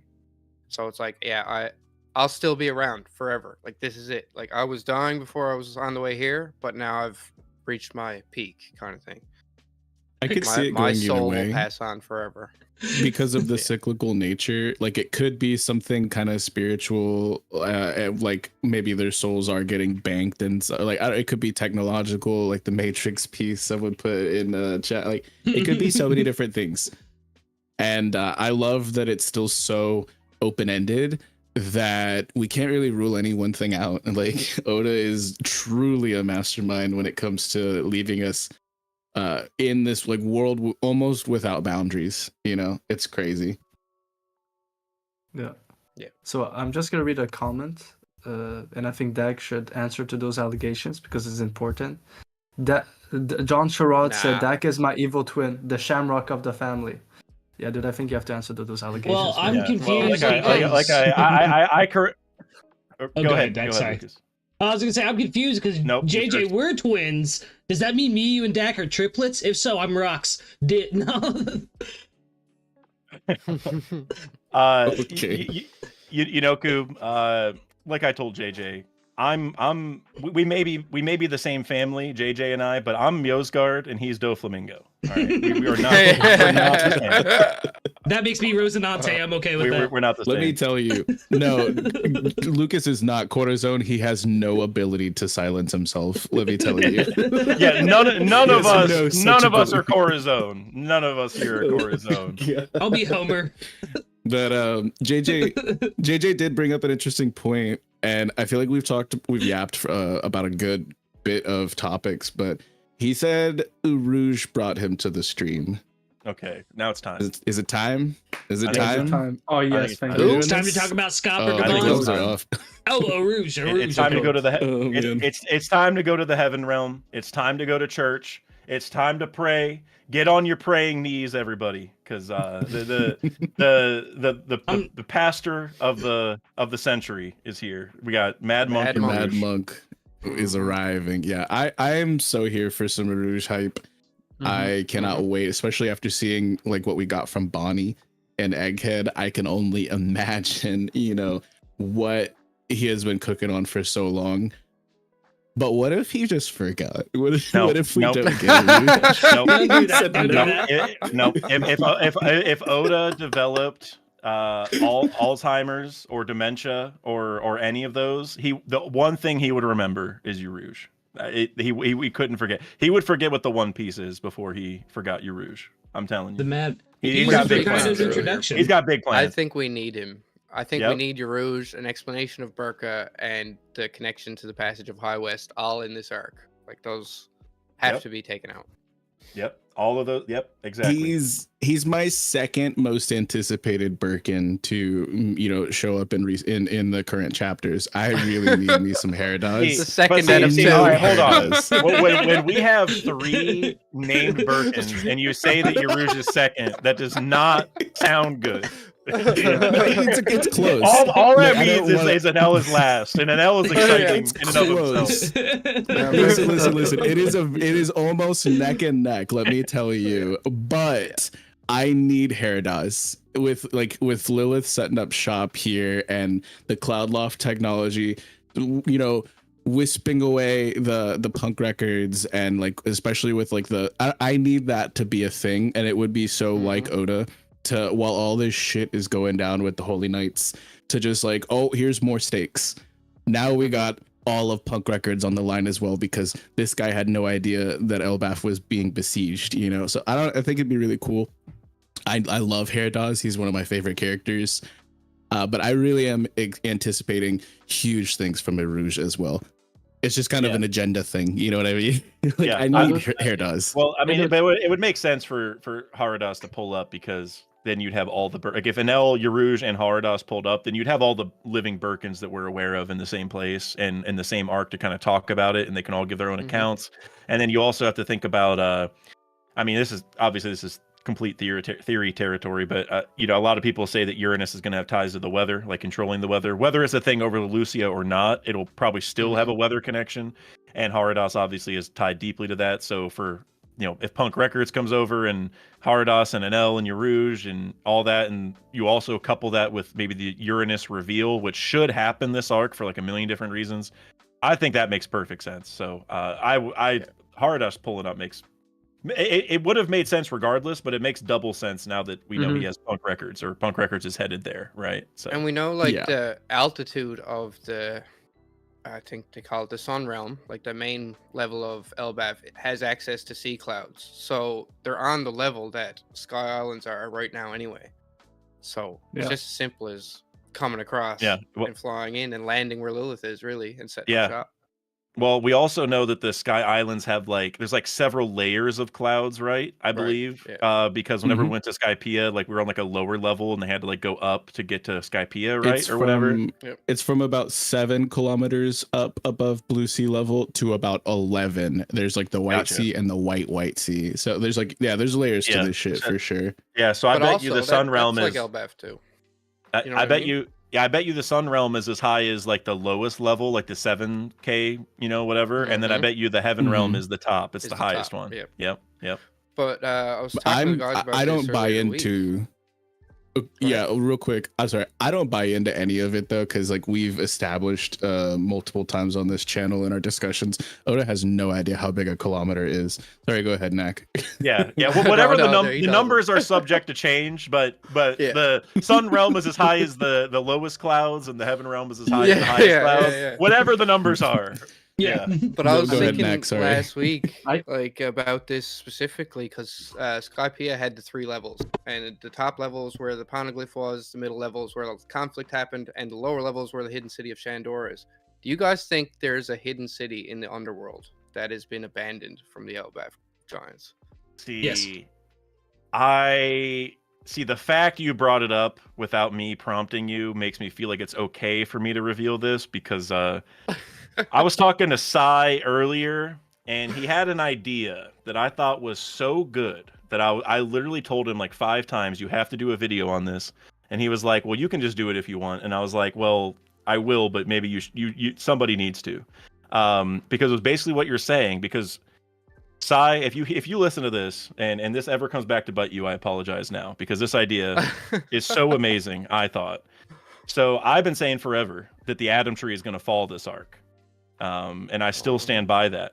And here's the thing. The reason why the Realm of the Dead has snow and why it's cold is because the sun doesn't reach there because Bingo. it's blocked by the tree. Yep. If the tree falls, the sun will then go to the Realm of the Dead, and it can then melt the snow because it will not be as cold anymore. And then what if whenever the snow melts, there's a city underneath the snow that's been hidden to mimic how in Wano there was a secret city that was buried underneath, and how the whole world has Shandor, stuff I underneath the Water water. 7. It's just instead of being under the water, it's under the snow, which is just frozen water Mhm. anyway.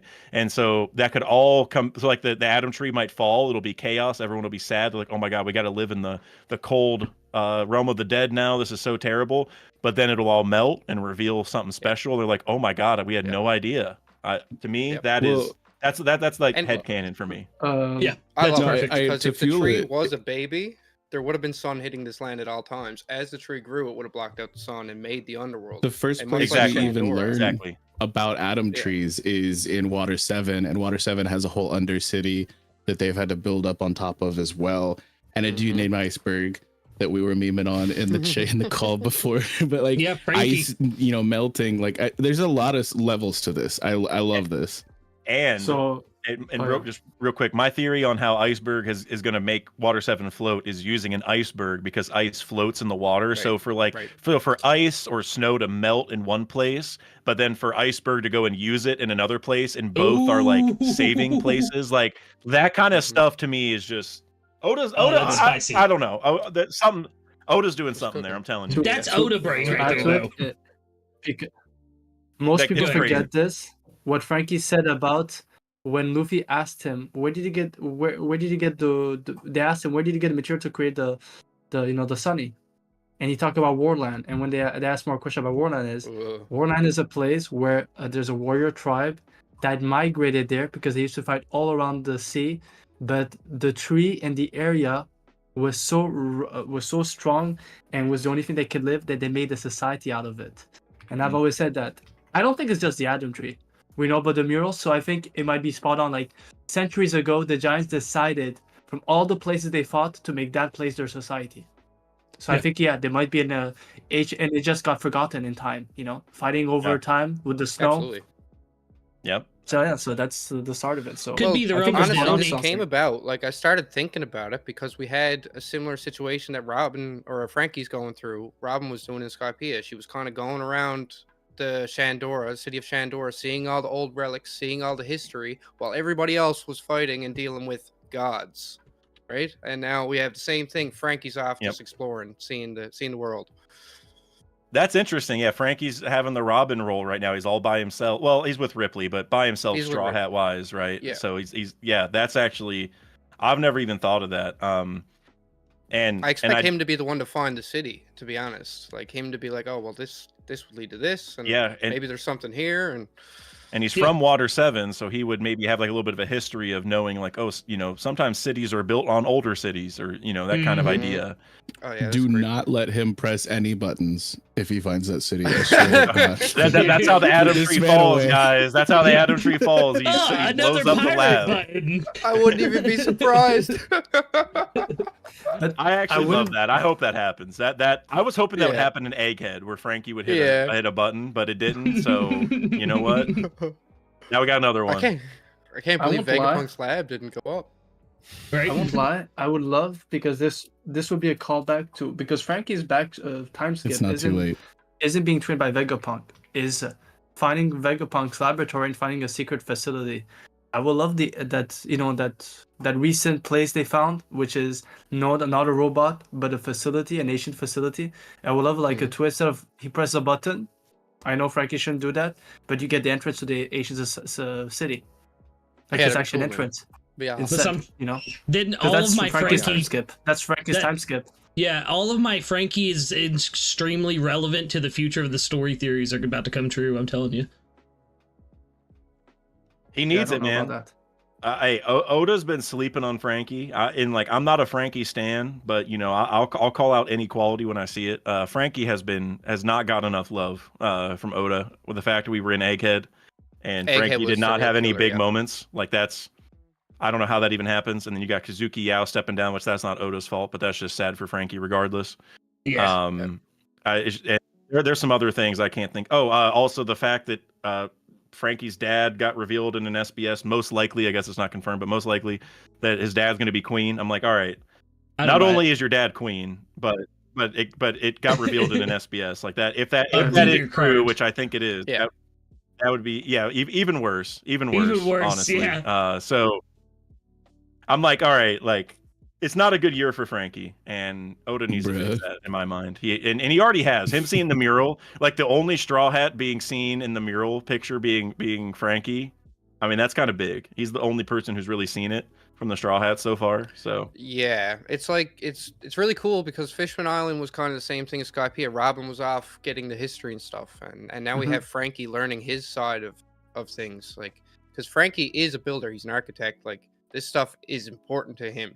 This is going to make a difference. I hope this is Frankie's arc because I was expecting last arc to be, but we still Yeah. don't know the full context of Frankie and Vegapunk's meeting. So maybe we do get a little touch of that in a flashback. At Oh some yeah, point. We especially don't if have him those and 2 days. Lilith are going through this facility together. I expect what fans were Right. expecting on. I think Oda was like, same with Wano. Everyone wanted Zoro stuff on Wano. Everybody wanted Frankie stuff on Egghead. I think he was saving all of it for Elbaf because I think Elbaf is about to be one of the biggest lore drop arcs that we're gonna get. I mean, that mural alone, spicy. No one expected a whole ancient yeah. facility right after the mural, but that's what we got. Like, I think it's Just wait crazy till though Lilith that betrays us. Jinbei, Jinbei collabed more with like Vegapunk than Frankie did because Right. he was like the Uber service. Like, I don't Yeah. like, it's crazy. like you know? it should have been Frankie who went and picked up the stuff, right? The stuff Yeah. that Vegapunk needed to pack up. Why not have the science guy go get it? You know, like at least that would have been like a little connection. And then Frankie could have like looked at the stuff and been like, "Oh my god, what is this machine he had me go get?" This is a lab And in now- a box. No. Yeah, like that kind of stuff. Like that's why I'm just like Oda, you gotta do something, man. And also another need person it. who needs some love, by the way, I just got to mention this is Jinbei because look, Oda, I get that Jinbei is a fish man and has like water related powers or like can control water or whatever, but we cannot make Jinbei a glorified firefighter. We cannot keep doing this because he already did it in Wano, and it was Zunisha's water that came out of Raizo's scroll. I'm like, all right, You could have just had Zunisha do it. Zunisha was there, and then Jinbei. Then you could have saved it now. But now that you've done it twice, I'm worried that all you're gonna do is have Jinbei be a firefighter all the time. Yes, that's part of his role, but we can't just keep doing it. Oda, you've already done it twice, and Jinbei has only been in the crew for like 100-something chapters. Like there's got to be something else, you know. Did you know? You didn't know? You didn't know? Jinbei is the founder of the Squirtle Fire Squad. Apparently, Oh my God. apparently. One of my buddies IRL was watching through One Piece, and he's like, "You're right, this shit is peak." And he was like approaching time skip, and he just got like through Frankie's intro and stuff. And he's like, "Man, I really hope he gets like some like serious significance in some future arcs, because right now it's like he just joined to fart." Because the whole Kube burst. Oh yeah. Let him cook. Like Oda's gonna pop off. Trust. Like for the Frankie and Jinbei stuff. Wait, I have a question for you guys, real quick. Quick question. If Frankie fights Gunko, I know Gunko and Brook have a close connection, but if Frankie fights Gunko, is Gunko just cooked? Because he's in his he's in his underwear, and she was like all awkward whenever Summers appeared in his boxers. Is that like the ultimate? And I think it's an inversion of the panty thing, you know, because like Brooke obviously like wants everyone to be in their panties, but then if Gunko likes Brooke's music, maybe he's gonna make Gunko be the inversion where she's always awkward if people are in their underwear. And so then if Frankie pulls up, she's just cooked, right? She's cooked. No, I see you. I see you that meme, and I raise you a different meme, because Frankie, especially post time skip, is somebody who we can all agree, and I love Frankie. This is not slander. This is just the truth. Skips leg day. Every single chance he possibly can. Dude is a brick house walking on toothpicks, and Gunko is the queen of legs. Like, let me tell you, like she's got him for miles. Like as far as what we've seen, so. He might be cooked. I don't know. Yeah. So, Tree trunk leg you know Gunko. what? Because before we go too far, and you know, people here might be annoyed by me because I keep saying it as we go further in the story. We talk about Jinbei and Frankie. I'm saying this. Oda needs to start getting into Brook, because dude knows stuff that is just weird. I would say Whole Cake, he is known as the scarediest Straw Hat. But he was aware not to get scared of Big Mom for some reason, and now he's the only one. Dude, he was peak in Whole Cake. He was the king of that. He was like for some reason. Yeah, and in this arc, and this is what is weird, and the Viz makes it even more clear. He knew exactly that there was more than two people, and telling people we have to be watch out. Like he felt like by just seeing those creatures, he immediately looked at them and says, "Oh no, guys, it's not just two people. There are more of them." And he's in the Viz official. He's actually even telling them there are more than two people. I want some little Brook lore. Like, what does he end every time when Brook talks about his life? He talks of his solitude of the last 50 years, but he doesn't talk about the first 40 years. Yeah, and that's what is interesting. He was a knight, so like tactically, he could have seen the advantage of having more than just one person doing this. Like, you know what I mean? Like he could have. Yeah, a royal brigadier. So like he has some battle training. So I think that could be it. But I do think that there's definitely more to Brook. What were you gonna say, Dex? Sorry about that. I was gonna say I think that Brook stuff is 100% going to become more relevant when we get to like whenever we get into this flashback of like maybe some more backdrop for the Mother Carmel stuff, for the Rock stuff, whatever is going on in Elbath. I think that's where Brook will have a really good chance to shine, because like Mother Carmel happened when Brook was still like out in the world normally, right? That's like remember the John Giant thing where she saved John Giant and made him like the first Marine Giant. Like that's Brook's time. That's when he was like, you know, active, and like not even with the Rumbar Pirates. That's just when he was chilling.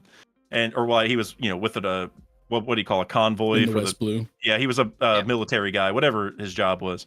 So he probably would have heard about that. You know, he probably has some thoughts on it. He can probably remember how he said, "Oh, Roger, I remember a rookie by that name." Like he probably will say, "Rocks, oh, he was a big deal back then," right? That's what I think Oda's waiting for, because Brook's going to know all about that. Person to mention Rocks by name. It's on my bingo card for this year, but no, it would have Brook, because Brook had some serious like significance going up against Big Mom's Devil Fruit, and like it's the soul fruit, and he's the soul king and stuff like that. But we're talking about astral projections as well.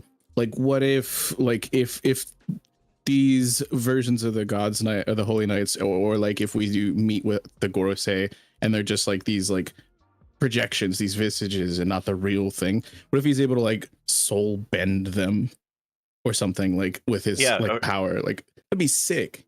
Or he can like cancel the circles or something, or like, you know, like maybe he knows that like, oh, like he should have noticed this in Egghead, but it should be like, oh, you're doing something similar to what I do, right? That's what I expect, where he kind of picks up on, you know, oh, like you, because he said in Fishman Island, what did he said he used there's like a strange substance that keeps him to life. I think it's like ectoplasm. I don't know if they actually named it or whatever, but that's how I view it. Yeah. It's like it's that green stuff that he's made of. That's what lets him stay in this plane, is like it's that whatever that special stuff is. And I want him to be like, oh, you're using this too. I've only seen this in my body. You know, like you would think, but I don't know. I like that though. I like that. If the Gorosei show up in the anime, like imagine they have like a green glow about them, just like Brooke's soul state. That would be yeah. Just like Danny Phantom. If the summoning circle has any green hue to it, then all bets are off. I mean, if you think What about color it, were they in the anime? They're in the manga. Red or the were they color green? spread. It was all over the place. No, when we got the original, summoning circle that Brooke landed on. It was like green. Like purple. It was it was a bunch of different colors, I think. Well, like the floor, because the floor was one color, the circle was a different color, right? I can look it up. Hold on. Looking it up as well. That's only just crossed my mind to check that. I'm also wondering. You know, obviously, we know with the God's Night that you need a mark to go to the summoning circle. It was like I'm wondering tealish. because of Brooks' fruit that. Yeah. What if Brooks? Okay. Yeah. Yep. I'm now wondering what if the nature of Brooks' Devil Fruit enables him to go through summoning circles. Well, let's say that a God's Knight gets beat up and he's trying to escape. I'm wondering if Brooke, because of his fruit, could just go with the Straw Hats. That's what I was saying earlier, is that like maybe it's because he's been to the underworld. Maybe the God's Knights also, if it is a tangible place, have been there, and that's what allows them to travel through the abyss. So it makes sense that Brooke can also do it.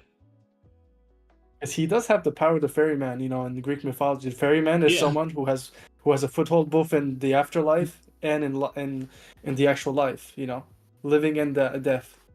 And Brooke does fit all of those stuff, so he could be a form of ferryman. Oh wait, what did you drop? I just put a picture of the circle. Oh yeah, okay.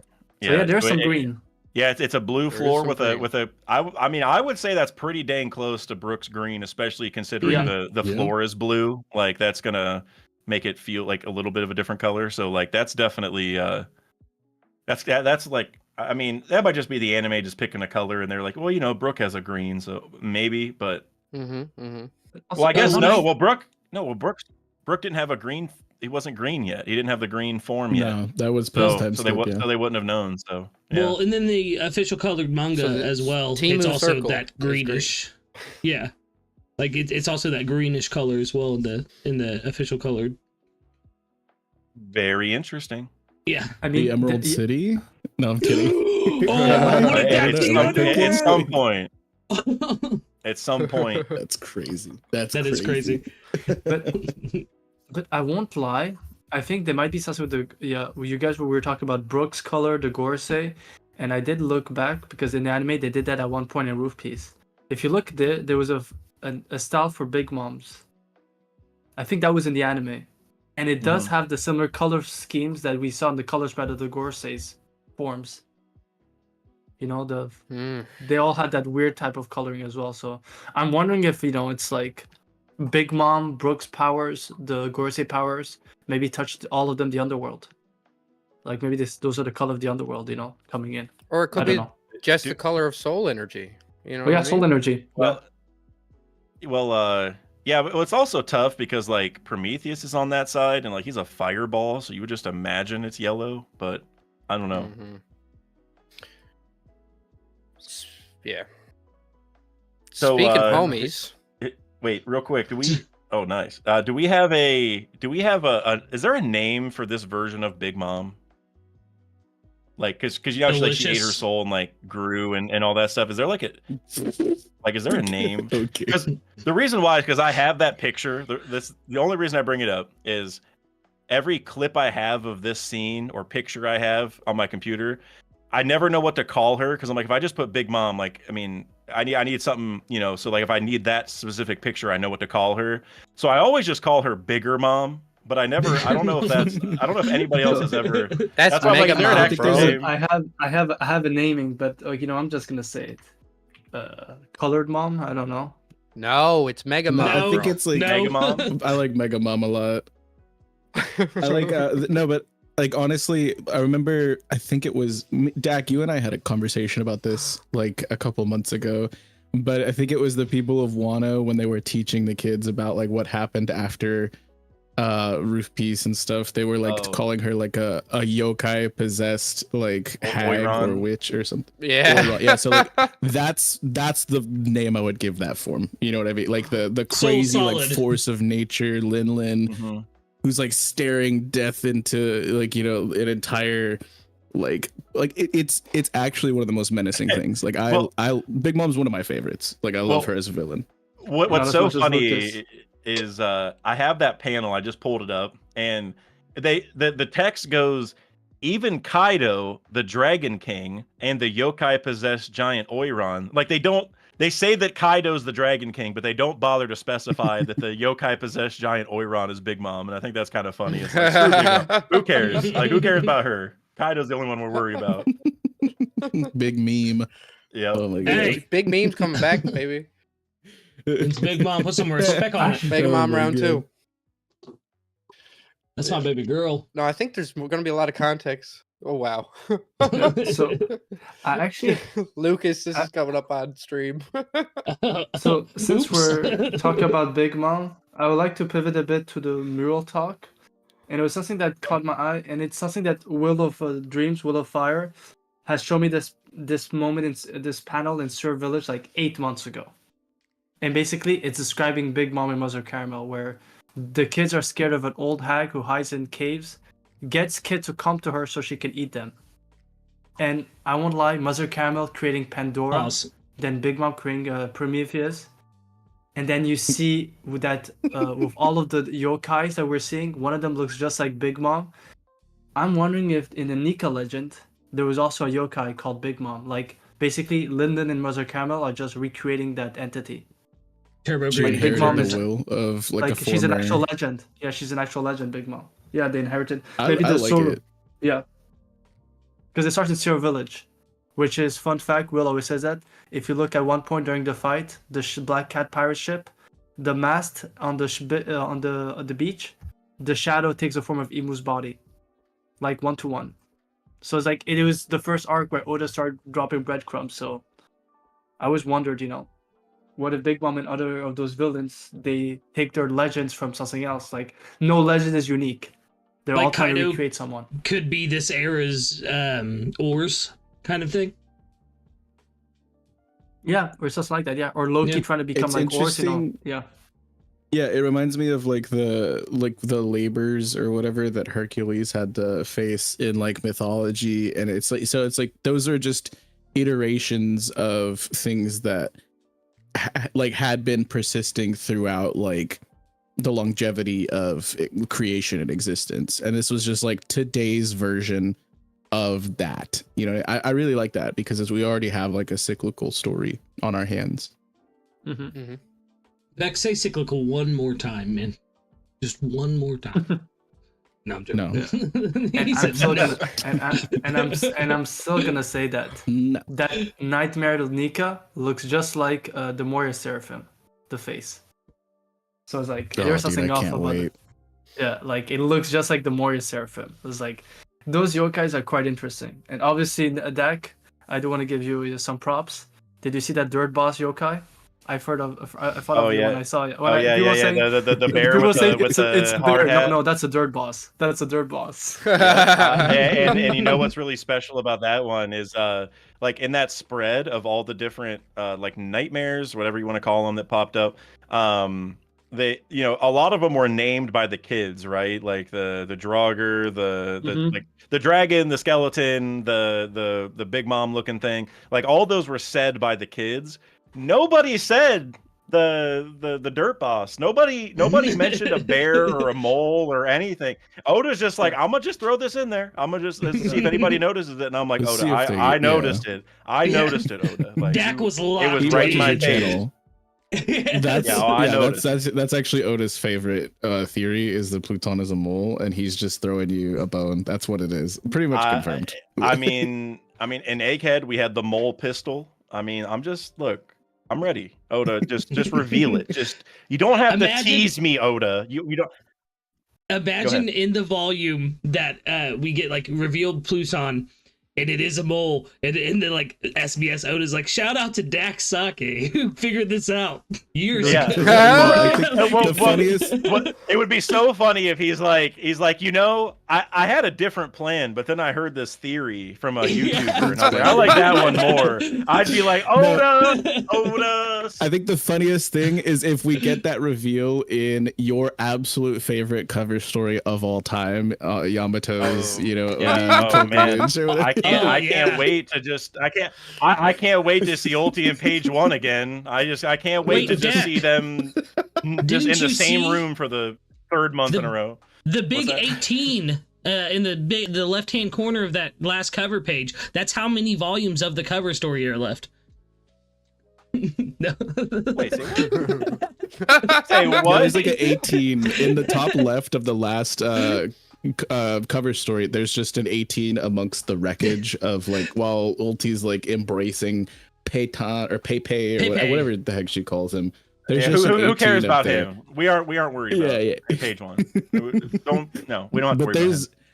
I brought it up in our discussion, and like I don't like being all like Charlie Day like about Pepe Sylvia with like the pegboards and the red threads connecting everything. And so like I don't like being that way.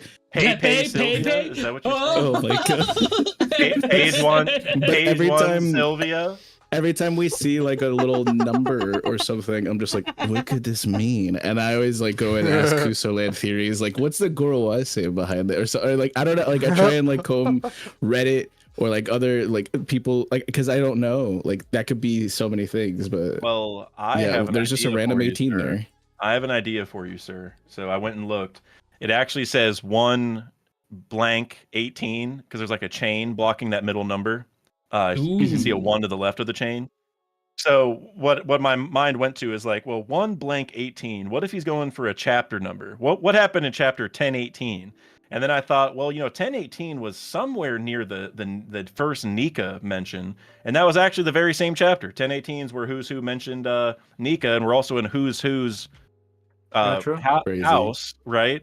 So maybe that's what I think it is. I'm pretty sure that 18 is the wheel. I think that's the wheel that Ulti was on, and there's numbers because it's like a dartboard thing. I'm pretty sure that's what that 11... is. But the fact that Oda did it that way, like 1018. Yeah, well, 1118 the Nika reveal from Who's Who.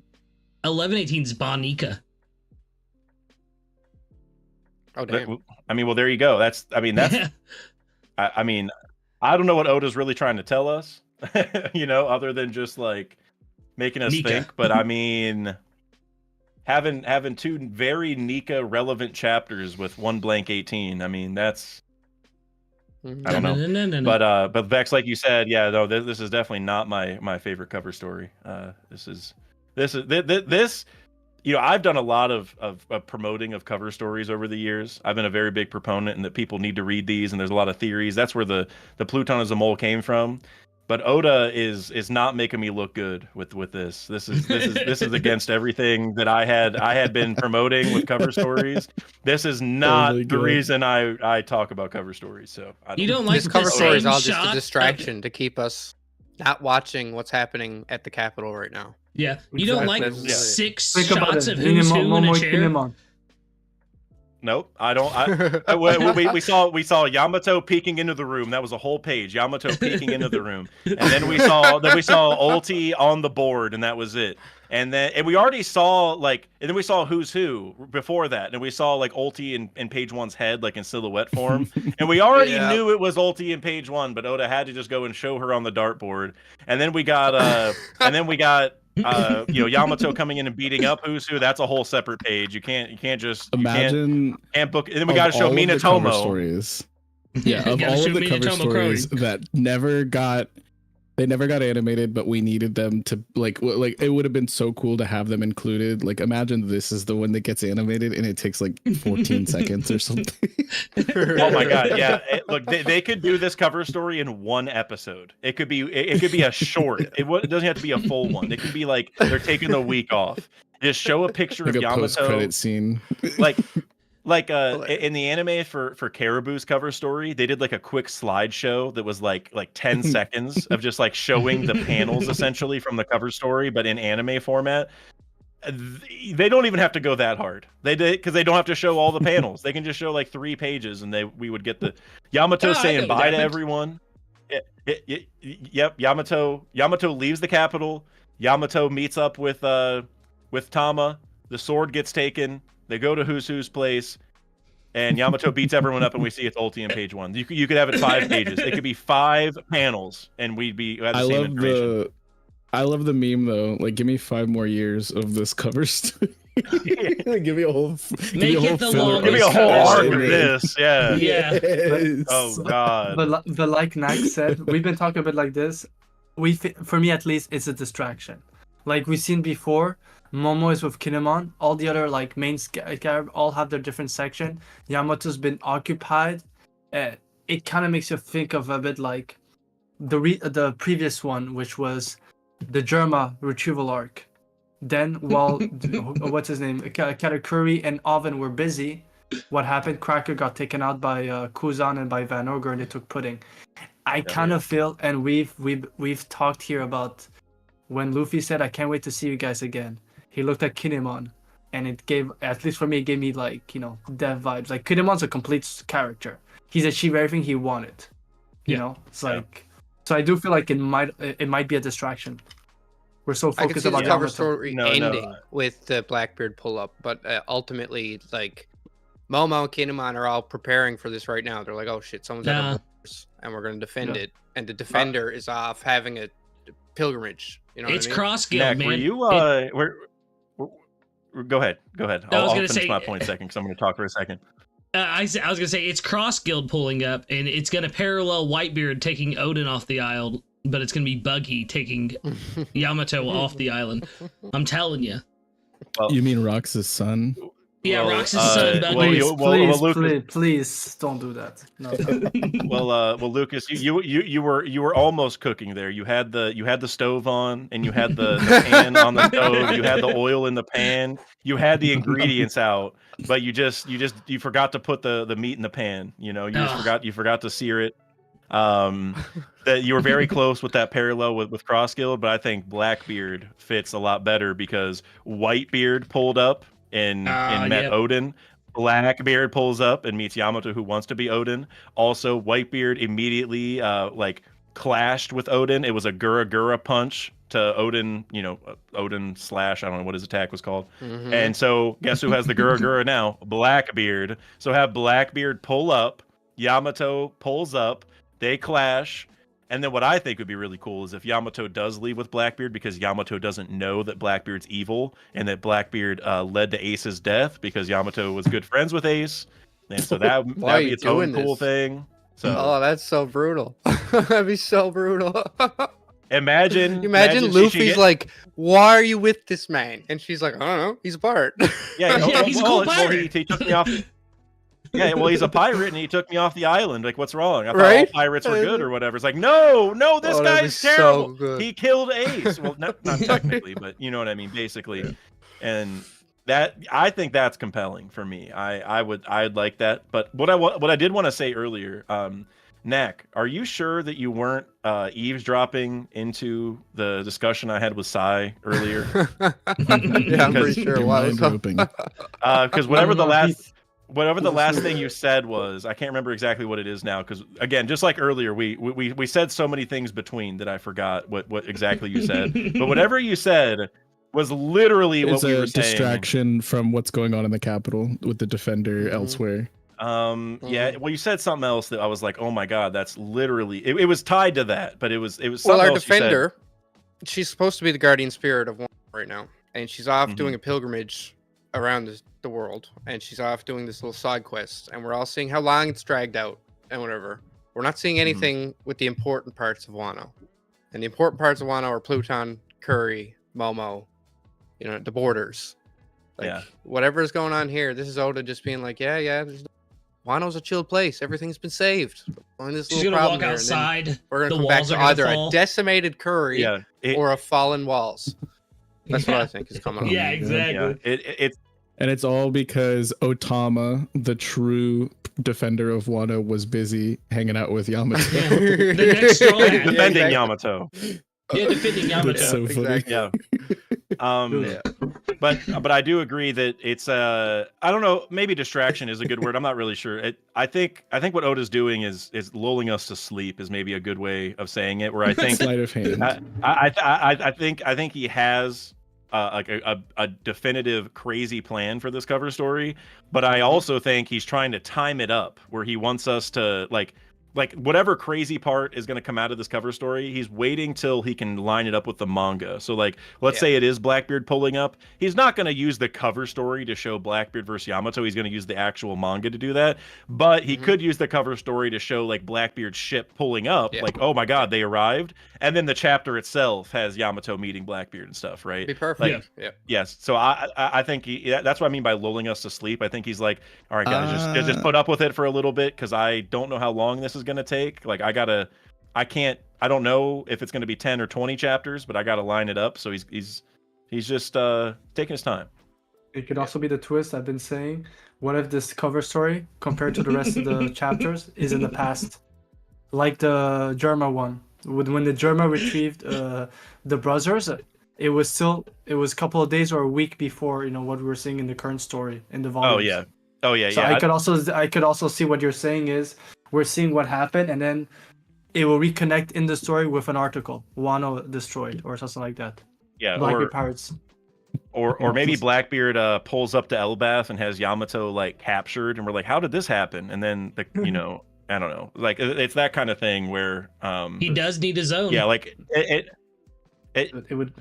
Yeah, well, what I would really like, and I don't know if this will actually happen, but I think it'd be really cool if Blackbeard pulled up, and then that's like when Kaido and Big Mom return, and so we have like Kaido, Big Mom, and Blackbeard kind of in the same thing, and they're like, and it would be kind of like when Saturn saw Blackbeard's crewmates pull up, in the way where like Kaido and Big Mom would be like, teach, like, what are you doing here? You know, like it'd be like, what?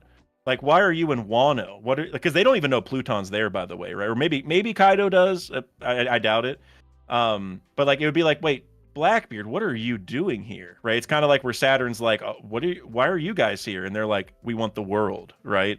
I think it'd be a similar thing where Kaido and Big Mom are like flabbergasted at Teach pulling up, and he says something. And what I think would be really cool is if he says, you know, I'm here for the world or something, and they think, oh, that's just what our captain said.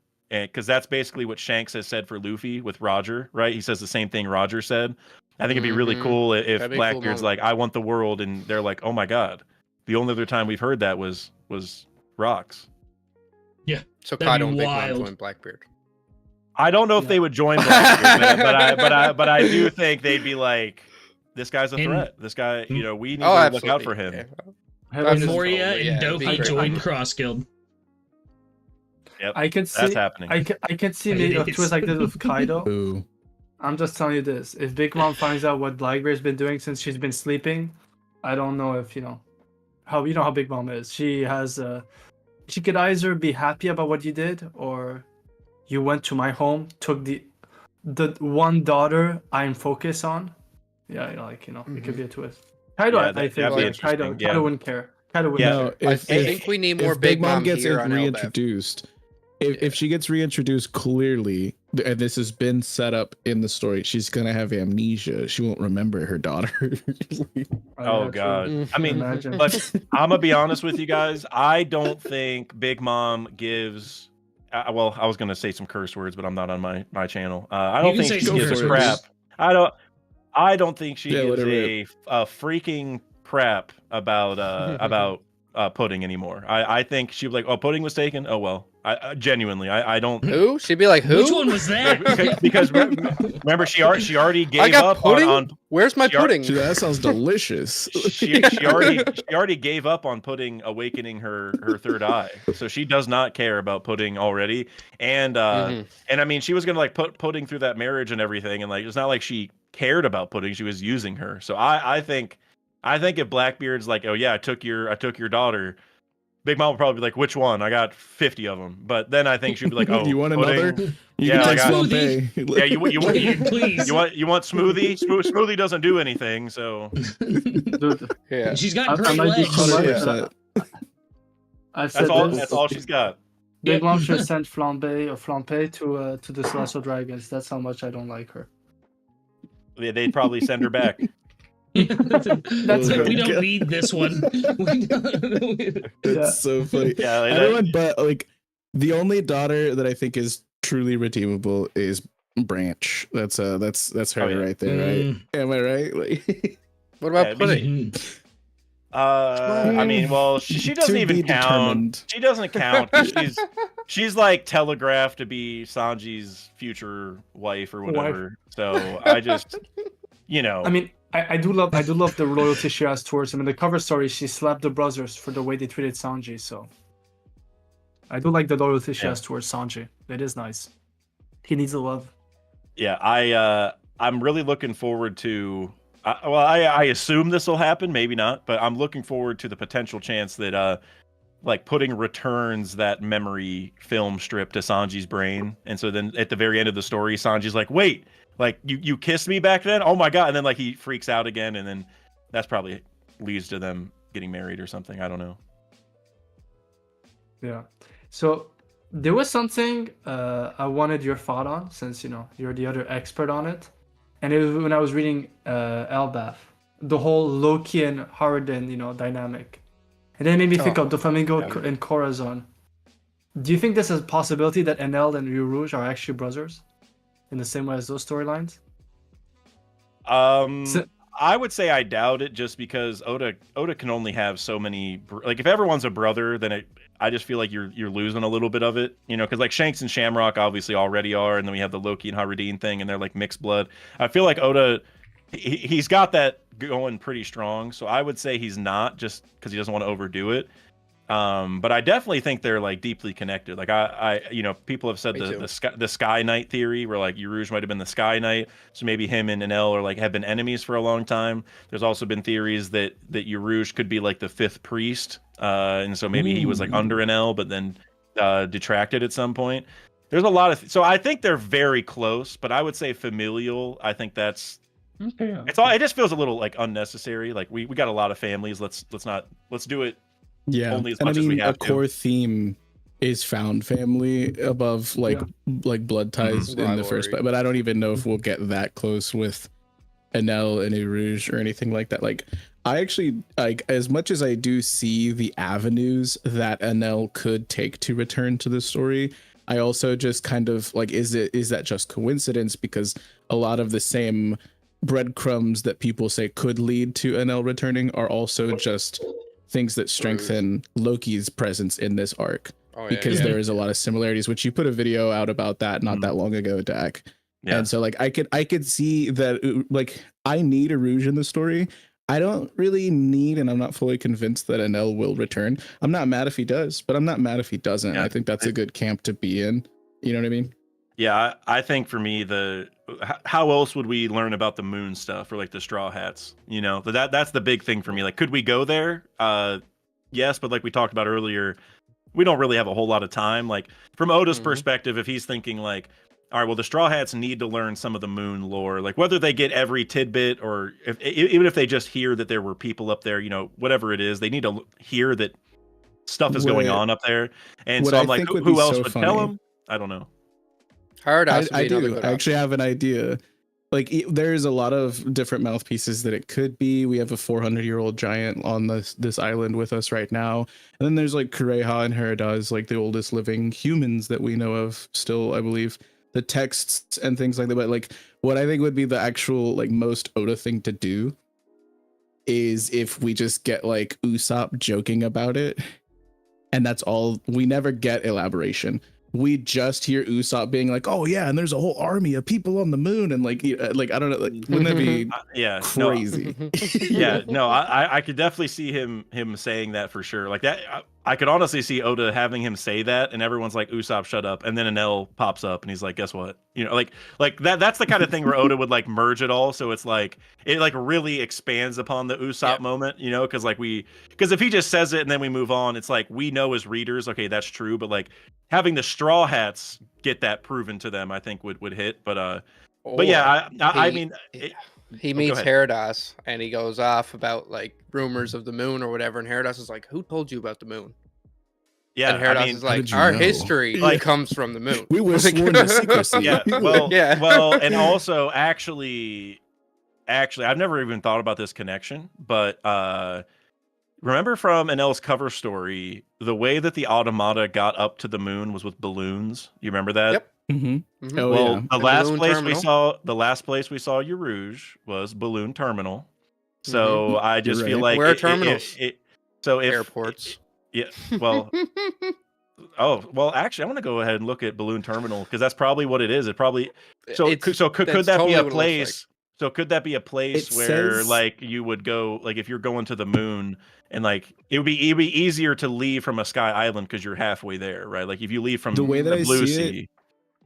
It might be something constructed, and we've seen constructed, like Witheria is a man-made, island in the sky that he can pilot and travel around. But in the wiki, I am paraphrasing, I don't know the exact verbiage, but it says something along the lines of, this is where all balloons go that are like let go. And so like whatever the Tsukimi, NL covers, that part of the NL cover story, whatever that happened, had to have been before Balloon Terminal was a thing, leading me to believe it might be a man-made construct, maybe by Heradas himself, to prevent that kind of thing that happened with the automata. I don't know, maybe I'm just like going off on a tangent and misremembering some stuff that happens from time to time, but I don't think it's impossible based off the information that we have. You know what I mean? No, and the way Balloon Terminal is even held up, it's held up by all balloons. Like the underside of Balloon Terminal is all millions and millions of balloons. So I don't know if that was just like a convenience thing, or if this is where hot air rises and it is the easiest way to get out of the atmosphere. This is where all balloons end up because it's like as the passage of air comes up through the atmosphere, this is the passage it takes. But the fact it's called a terminal instantly makes me think of an airport. This is where you go for a stopover when you're on the way to the moon. Yeah, and Oda talked about it in SBS, which is where you got that point from Vex where like all the balloons end up there. And he did say that, and he said at some point in time a civilization moved to and thrived in Balloon Terminal, building multiple buildings, but then that civilization ended by unknown causes and all the buildings fell into ruins. And you can see in the picture the buildings are falling apart. So people moved there at one point, and then they died and they left. And what's really crazy is that happened in both Burkas also, pretty much. Like the one Burka was completely destroyed, but like on the moon, all the sky races, they went there, they made a civilization, and then for some reason they left and everything fell into ruin, basically. It's like literally the same story. So I'm gonna think about that. I've never really thought about Balloon Terminal, but I feel like there's Huge. a really good theory Mhm. coming out of there for sure. Yeah, I agree. And- When I was first doing One Piece D&D stuff, this was like maybe 3 years ago. I wasn't even fully caught up, I think. So maybe 4 years ago. I remember immediately starting to write some like shit about Balloon Terminal. I was like, dude, that is the coolest thing Oda has. Like, Oda's given us so much, but like when I first saw that and I wasn't even all the way through Whole Cake, I was like, that's the coolest shit Oda's ever given us. And then it Mhm. never It's gets brought also up where again. Kaido went to try to, we all know what he tried to do. Yeet. But does that mean it's the Yeah. highest place you could jump from? You know what I mean? Well- like, why would he well, go there as opposed No, to somewhere because higher? It's Because above he was Kid's supposed- base. You remember, Kid? Oh, that's He- fair. Yeah. that makes a lot of sense. actually. And apparently the real name for Balloon Terminal isn't Balloon Terminal. It's its official English name, but in general, its real name is Ballon Terminal because maybe it's still pronounced balloon, but there's only one O, and it's because in French, German, Hebrew, and Dutch, balloon is Ballon, or like it's spelled with only one O. That's not far off from baleen. And we know there could be some significance with whales in the sky, due to recent, child's drawings on trees. I don't know. That's it. And also the Romanized name, which I know this is just the L and R thing, but it's Baron Terminal or Taminaru. But that also makes me think is like Baron Tamago making a return. Yeah, No, Baron kidding. Tamago, or just even Baron like a robber baron. I don't know. I won't lie Baron to you, Matsuri. That is incredible. because I've always said that those claims, it could also be like a home place to people who are connected to the original Ancient Kingdom, like or the 20 Kings. Because something I always bring up is they say that like the Doflamingo, they came from an island and they abandoned it. So kind of makes you think of, and we know among those celestial dragons, some of them wear astronaut suits, like it's a normal thing.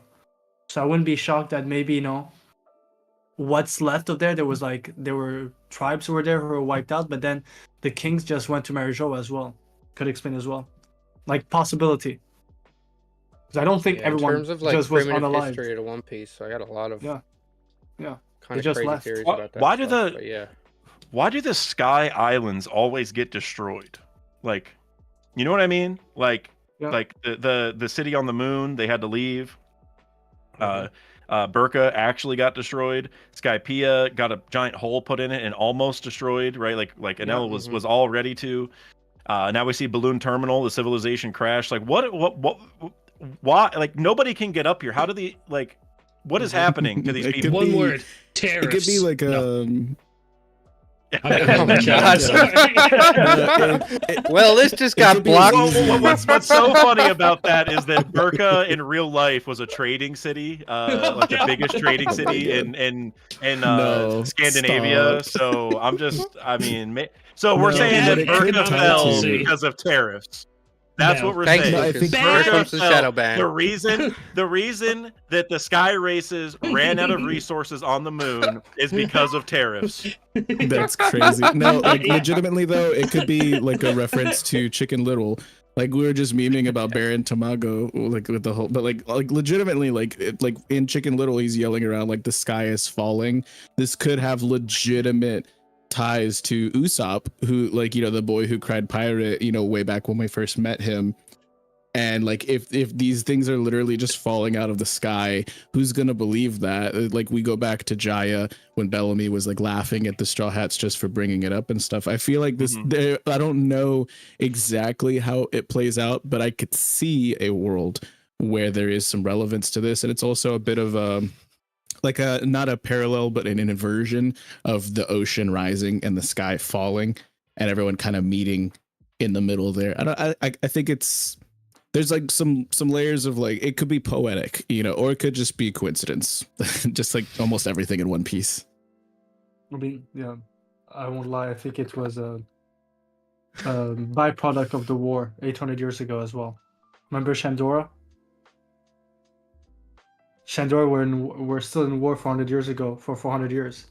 So it could be a balloon terminal is just one of those, Well, Shandora wasn't in war 400 years ago, but the people of Shandora were still tasked with guarding it. Yeah. I mean, it's basically they've been feuding for 400 years. Basically, it's for the void century. One But of all those places just to that play connect with back that to the void idea, century. there's I can't remember the name of a very famous tribe in Africa that was founded, and the idea was they were still fighting to protect something like from hundreds and hundreds of years ago, and they attack people as soon as they come close. And I mean, it's the same sort of story that he's playing with there. The war wasn't in their lifetime; it was just tradition passed down. Yeah. What I'm I saying, didn't yeah, need to laugh, The Nick. chat is insane. Yeah, by the the way. chat got me. Vex in particular. Yeah.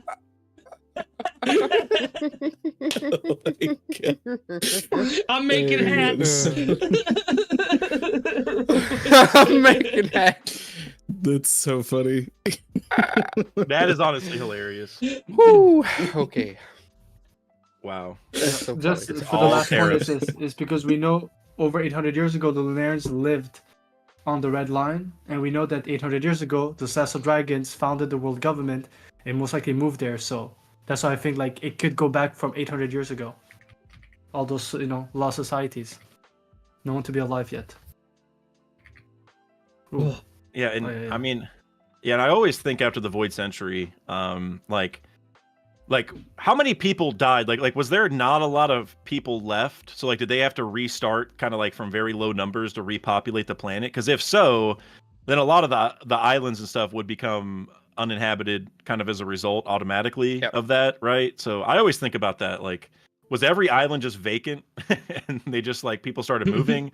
Was there like only a few people on every island? Like how did that work? So Well, I don't know. remember in Fishman Island, they said that what the humans had above Fishman were numbers. So it makes me wonder if humans were okay. It was the other races that went through like a mass extinction almost. Well, we also were told by Saturn that humans will reproduce like insects even when their numbers are really low. So I also wonder if it could be the opposite. I also wonder if it's the opposite, where like maybe the fishmen, because they stayed in the water, they couldn't get to them, and like most of them survived. But maybe the humans got cut down to really low numbers because they didn't want any more. They didn't want anyone complaining about the tariffs anymore. Basically, yeah. I like to think like all these islands are just islands because they were the elevated points of one massive landmass, and they actually had a much more connected, massive continent back in the times. I subscribe completely to the Pangea theory. And the thing that always confuses me about that, because I agree, there's a lot of evidence pointing towards it. And it seems like it should be right, but then I always wonder.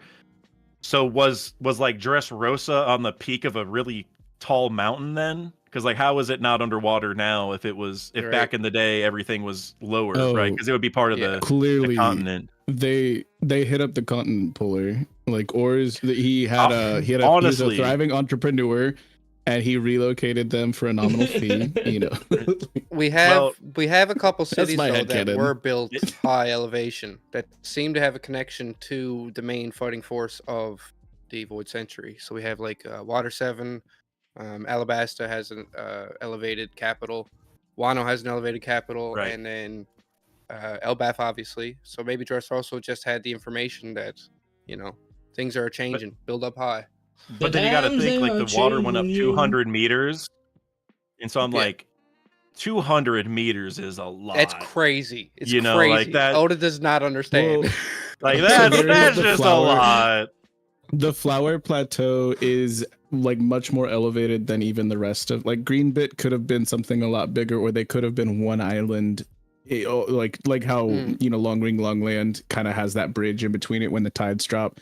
So it could have been just a much bigger island like Oceania and stuff like that before the flood. So like I could see that being a thing with at least with Dressrosa. Yeah, that's why I wonder if everything we're seeing is just on like the peak of a mountain, right? Because like maybe the Dressrosa we're seeing, maybe it's kind of like Wano, where maybe they had a lower part where like they normally were, but then once the flood started, like, well, we got to go to the high point, and they went all the way up to like the peak of their mountain, and then they built like a new place. So it's the same island. Yeah, it's just they migrated.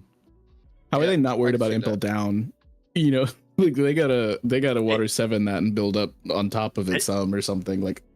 Well, they kind of like that it's underwater, right? Because it's like then the people can't escape as easy, right?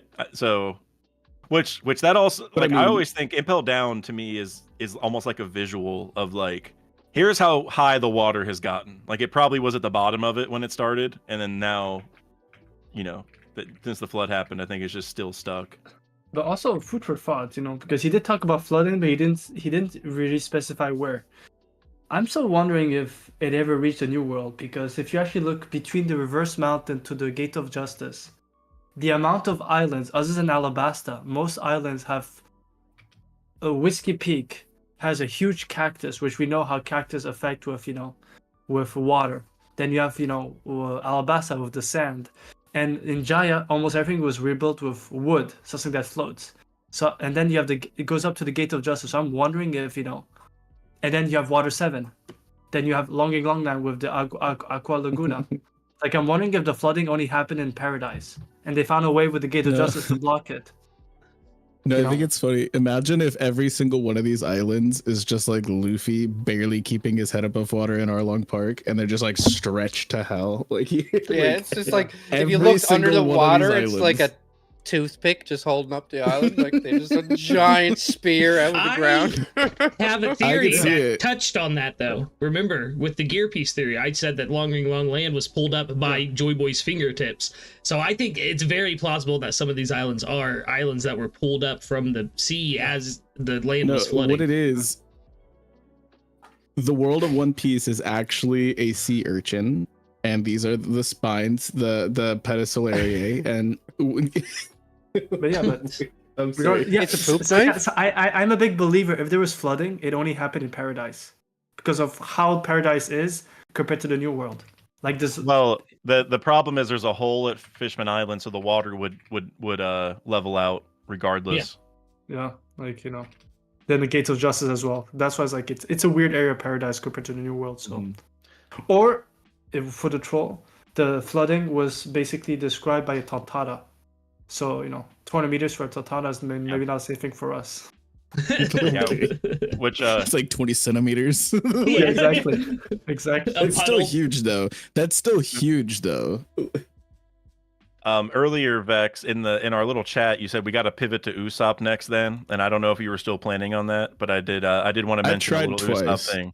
Okay, well, I got a little something I wanted to share that Let's ties to go. that. So also shout out to Always Sunny at Ennis Lobby for this idea. We talked about it, and he was like debating doing a video, and he decided not to. And then I thought of some other stuff, and I was like, dude, you should do it. And he's like, you know what, you can do it. So I might be doing a video on this, but whatever. Shout out to him because he thought of it first. So you know how we heard about like the Dos and Dadas recently, and we don't know what that race is yet. Well, the Dada part, a lot of people have said, oh, that's probably the Tuntata because it ends in a very similar way. And people are like, well, what's the other part? A lot of people have said fishmen because we had a fishman named Dosen before. However, I think it's probably going to be giants because Dosen is the automatopoeia. That's the right term, right? Is the sound or whatever for like people making a loud thud. That's why Dosen was named that in the Fishman Pirates because he's the hammerhead shark fishman. So he's like a hammer. So that's why he got that sound as his name. So Dosen Dada. So I think it's giant and Tentata hybrid. And I think Usopp is one of those. I think that's his lineage. Yeah, so he's going to be a past, so basically like imagine, Leo's past descendant and like Dorian Brogy's past descendant, those are his descendants. And I think what we're seeing is because Tentata are so small and giants are so big that whenever you have a Dosen Dada, they just look like a human, but you don't actually know that. And I think it's Banshina. So she would be the Dada part, I guess, of this equation, because she has the nose, right? That's where the nose comes from. And but the thing about the Tentata that people forget is that they're really strong for their size, right? They can lift like way, like they're like an ant in the way that they work, like they can pick up way heavier stuff than they're supposed to. And so I think that during this arc, Usopp might learn that, and maybe he'll find some kind of like special inner strength or whatever, because maybe he has always kind of believed that he's just like a normal human, right? That he has like normal human limitations, because that's kind of been his role throughout the story, right? Where he's the realist of the crew. He doesn't like going in and fighting these giant monsters. He wants to just avoid it and do things easy, whatever. And so if he learns like, well, wait, I just need to believe that I'm this thing, and then maybe he'll stop second guessing himself. And that's kind of his whole character is like, if he believes it, then it happens. Whenever he says a lie, it ends up happening. So if he can believe, then maybe he'll unlock some special powers, and that would also be why the giants maybe will come to respect him even more than they do. It's like, wait, your ancestor is so and so, like this really important giant. Yeah. That'll change everything in Elbaf, because like they already like him, but if they're like, oh, you're supposed to have this special prophetical role in the future, right? Like that, I just think that would hit really hard for like a million different reasons.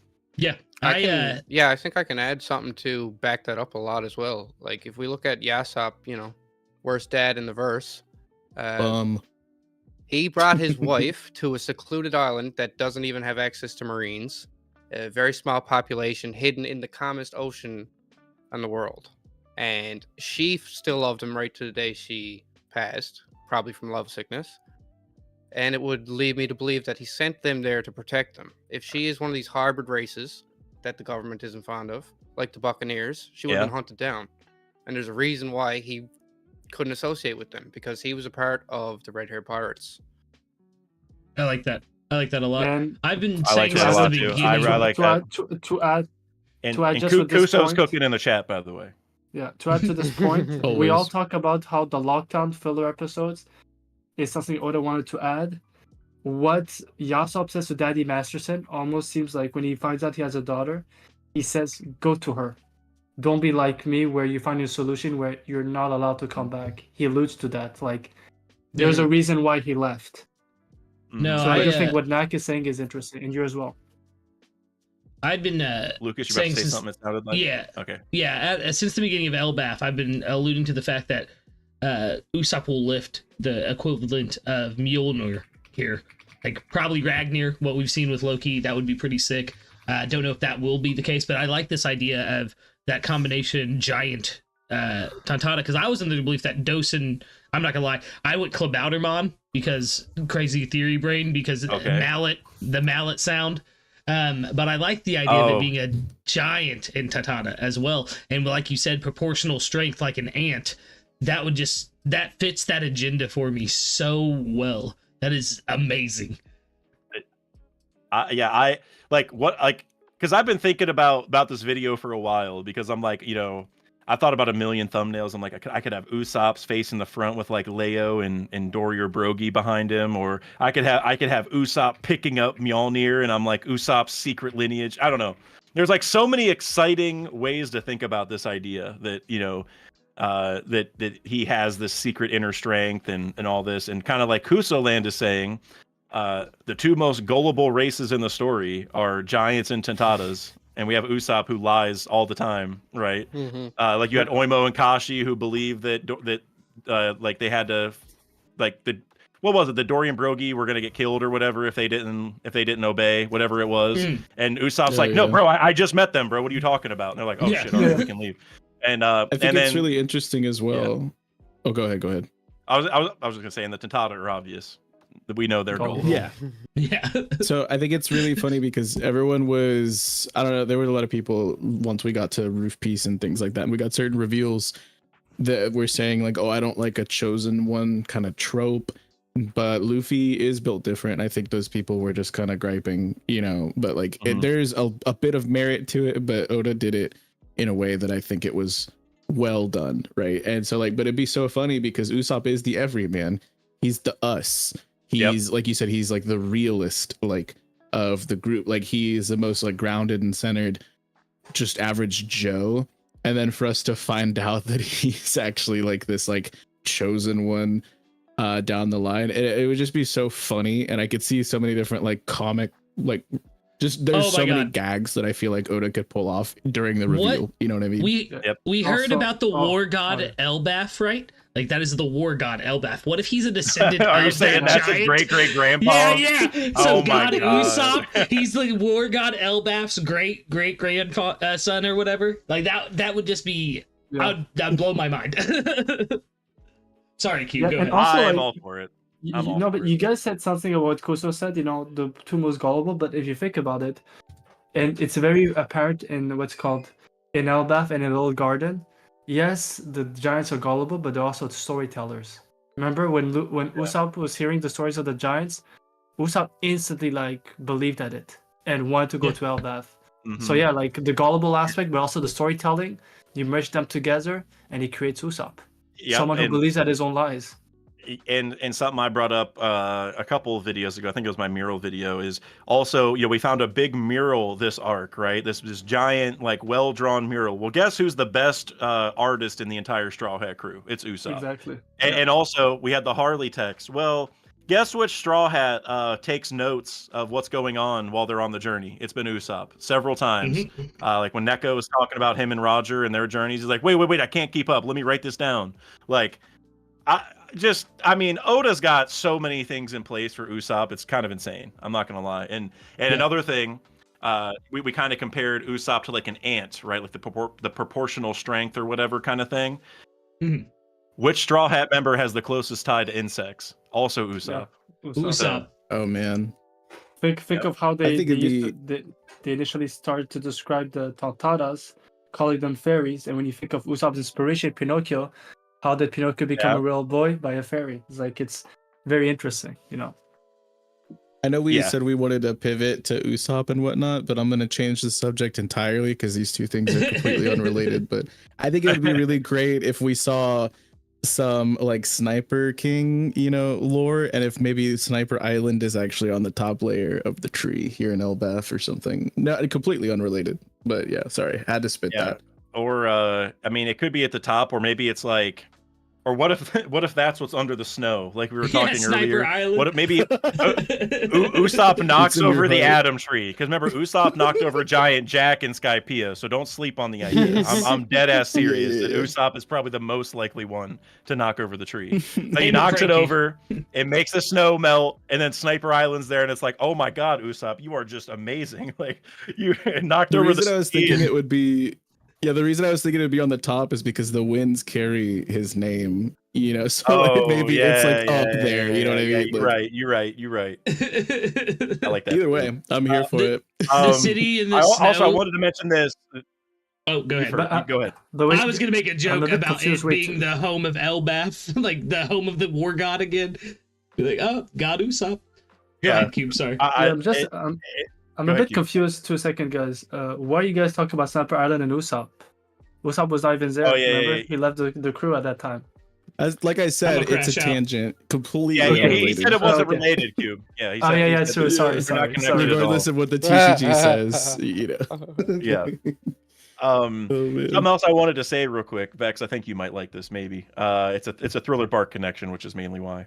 Remember Let's at the end go. of Thriller Everything Bark. is though. You remember at the end of, or I'll start this way.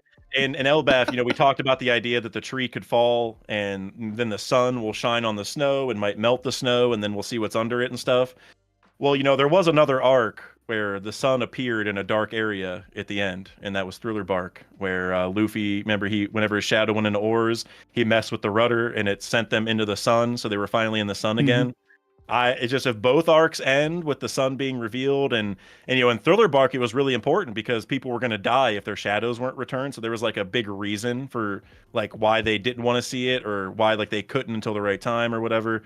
And so if we kind of revisit that by having the sun appear in a certain area at the end, and there's like a actual reason for it, I think that makes You want sense. to know how tinfoil I am? Like, I had an actual dream about a Thriller Bark connection that is very relevant to this. And I don't dream? actually believe, yes, a dream. This came to me in a dream, like Nostradamus, right? But like, I don't All we need is actually ride Gilligan. this agenda. Right.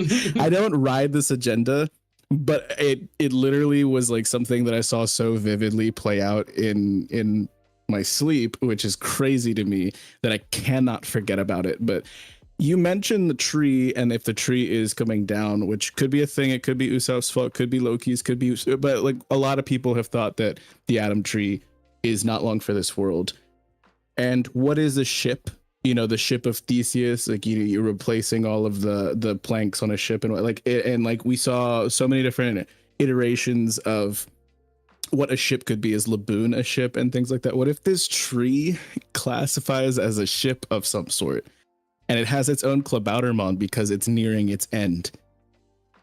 Oh. And in Thriller Bark, Luffy literally asked a tree that was reanimated by a shadow to join his crew.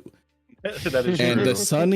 the Sunny is made of atom wood, partly just the keel. But what if the rest of the Sunny gets upgraded or something, or we get like the Frankie mech, like a lot of people are wanting, and it's made of atom wood? And like, I don't actually believe that I'm cooking right now, but this is the things that I come up with in my Actually, subconscious. Yeah. Is that more of like a microwave meal to you than cooking? Is that? Yeah. Is that? I mean, There's so much as more a to hungry that man. dream. Yeah, Man, that's There's so Hillary much more calendars. to that dream. That is it's a only the tip of the iceberg. it's a little bit of a hot pocket, but I love hot pockets. I mean, So- Let's go. I mean, if you think about it, remember in the post Ennis Lobby arc, Oh my God. They did show the whole mechanism of how it's not as like the ship was just moved by itself. There was like a whole navigation Gear system that system? Original pulled on. So hmm yeah, thank you. I was going to say a tom-tom, but that's not the word I was looking for. Wait, yeah, so yeah, Wait, I just Remember? thought of another thing real quick. yeah. So, what if the Klabautermann story isn't just because it's a ship and it's loved? Like, I mean, I love that, and that's part of it. But remember, ships are also made of wood, which are made of trees, which trees were alive at some The point, soul right? trees in the Sky Island. Like I've made so many connections. Sorry, go ahead. I was gonna say the fact that ships were made from once living things. Is it like the Klabautermanns, like the soul of the tree? You know what I'm saying? Like something to that effect. I don't know. I've never really thought about that. That Klabautermann's like, yes, the love of the ship matters, but it's also like the ships were alive at one point, and maybe in some ways still are. I guess I don't know. Yep. But I think it's what Yeah. it could be is it's the lingering remnant. Like if somebody is remembered enough, like Roger literally Yeah. flipped the world upside down. Everybody remembers him. And so it's like the part of their soul that is kept on this planet in everybody else's mind, like throughout history or something. And like, so it's like, you're not gone until you're forgotten, going back to like what Hero Luke said. And so But I could see actually, it I being love- something like that. Well, that's a really cool idea there, Vex, because if you think about it, like if you're a tree and you die, Just imagine you're a tree. Just imagine that you're a tree, Vex. Just imagine you're a tree. This is Okay, gonna be your I'm this is there. gonna be your next dream. All right. Imagine that you're a tree. Are you there? Are you a tree? Are you a tree? Yeah, Are you I'm one? there. Okay. Had to make sure. And then now that you're a tree, I need you to think really hard because I know trees, it's really hard for them. Oh, I'm ready. Hit me with it. Well, if I you're mean- a tree and you die, or you get cut down, I should say, so you probably biologically die. Well, what's the best way for a fallen tree to never be forgotten? To be cut up Turn into into a a ship that a bunch of people use and go on adventures with. Or a book. Either way. Or I think of like So- history. So it's quite interesting, Dak. Oh, I thought you meant what? or, as in Yeah. like an or, right? Oh Well, yeah, that yeah, too. yeah. And wait. If not- Wait. We also have ores being a big part of this arc. Ores, the ancient giant. And so if the Adam tree falls, like you would need a giant person to be the ores to push the ship. It all makes just sense saying. now. I'm just saying. But actually, It's all coming together. It's quite funny, Dak and Vex, with what you just guys said in the last 2 minutes. You guys are actually talking about the actual origin story of the novel Pinocchio, of how Pinocchio came to life. By the It way, was a piece of Dak, can I Yeah. stop being a tree now mentally? Can I go back to being Vince? No. You have to. Okay. You haven't. If you're asking questions like that, then you haven't actually become a tree in the first place. Exactly. There we go. Okay, Yeah. I'll do So you- better. I'll Yeah, do you better. got to do better. The first It's like the enlightenment. Eternal As soon as you Dawn. try to explain it, it's gone. Oh my god. This has been amazing. That's one of my favorite. Imagine you're a tree. Like that's gonna stick with Are me you for there life. yet? Yeah. Vex, are you thirsty, Vex? Do you need watered? Do I need to? Oh my Now, god. what Or- is- or- or what is- maybe you're- Or No, are you? Jay. Or would you be hungry? Do trees get hungry or thirsty for water? That's the philosophical question that we can leave the viewers Crazy. with today. Of course. Or do trees get hungry or Leave, thirsty for water? Leave your answer in the comments. If Yes, you're watching this in the please. future, make sure Let you us guys know. like the stream. Yep. Check out all the And- links in the description. Shout out to Dak. Thank you for being here. Shout out to Always Sunny in Eddie's Lobby, absolute goat. I put them in the chat earlier. Make sure you go follow them. Shout out to Andy Lex. Shout out to Kuso. Shout out to Smokey. I see you in chat as well. A lot of love for the community. This has been so much fun for real. Agreed.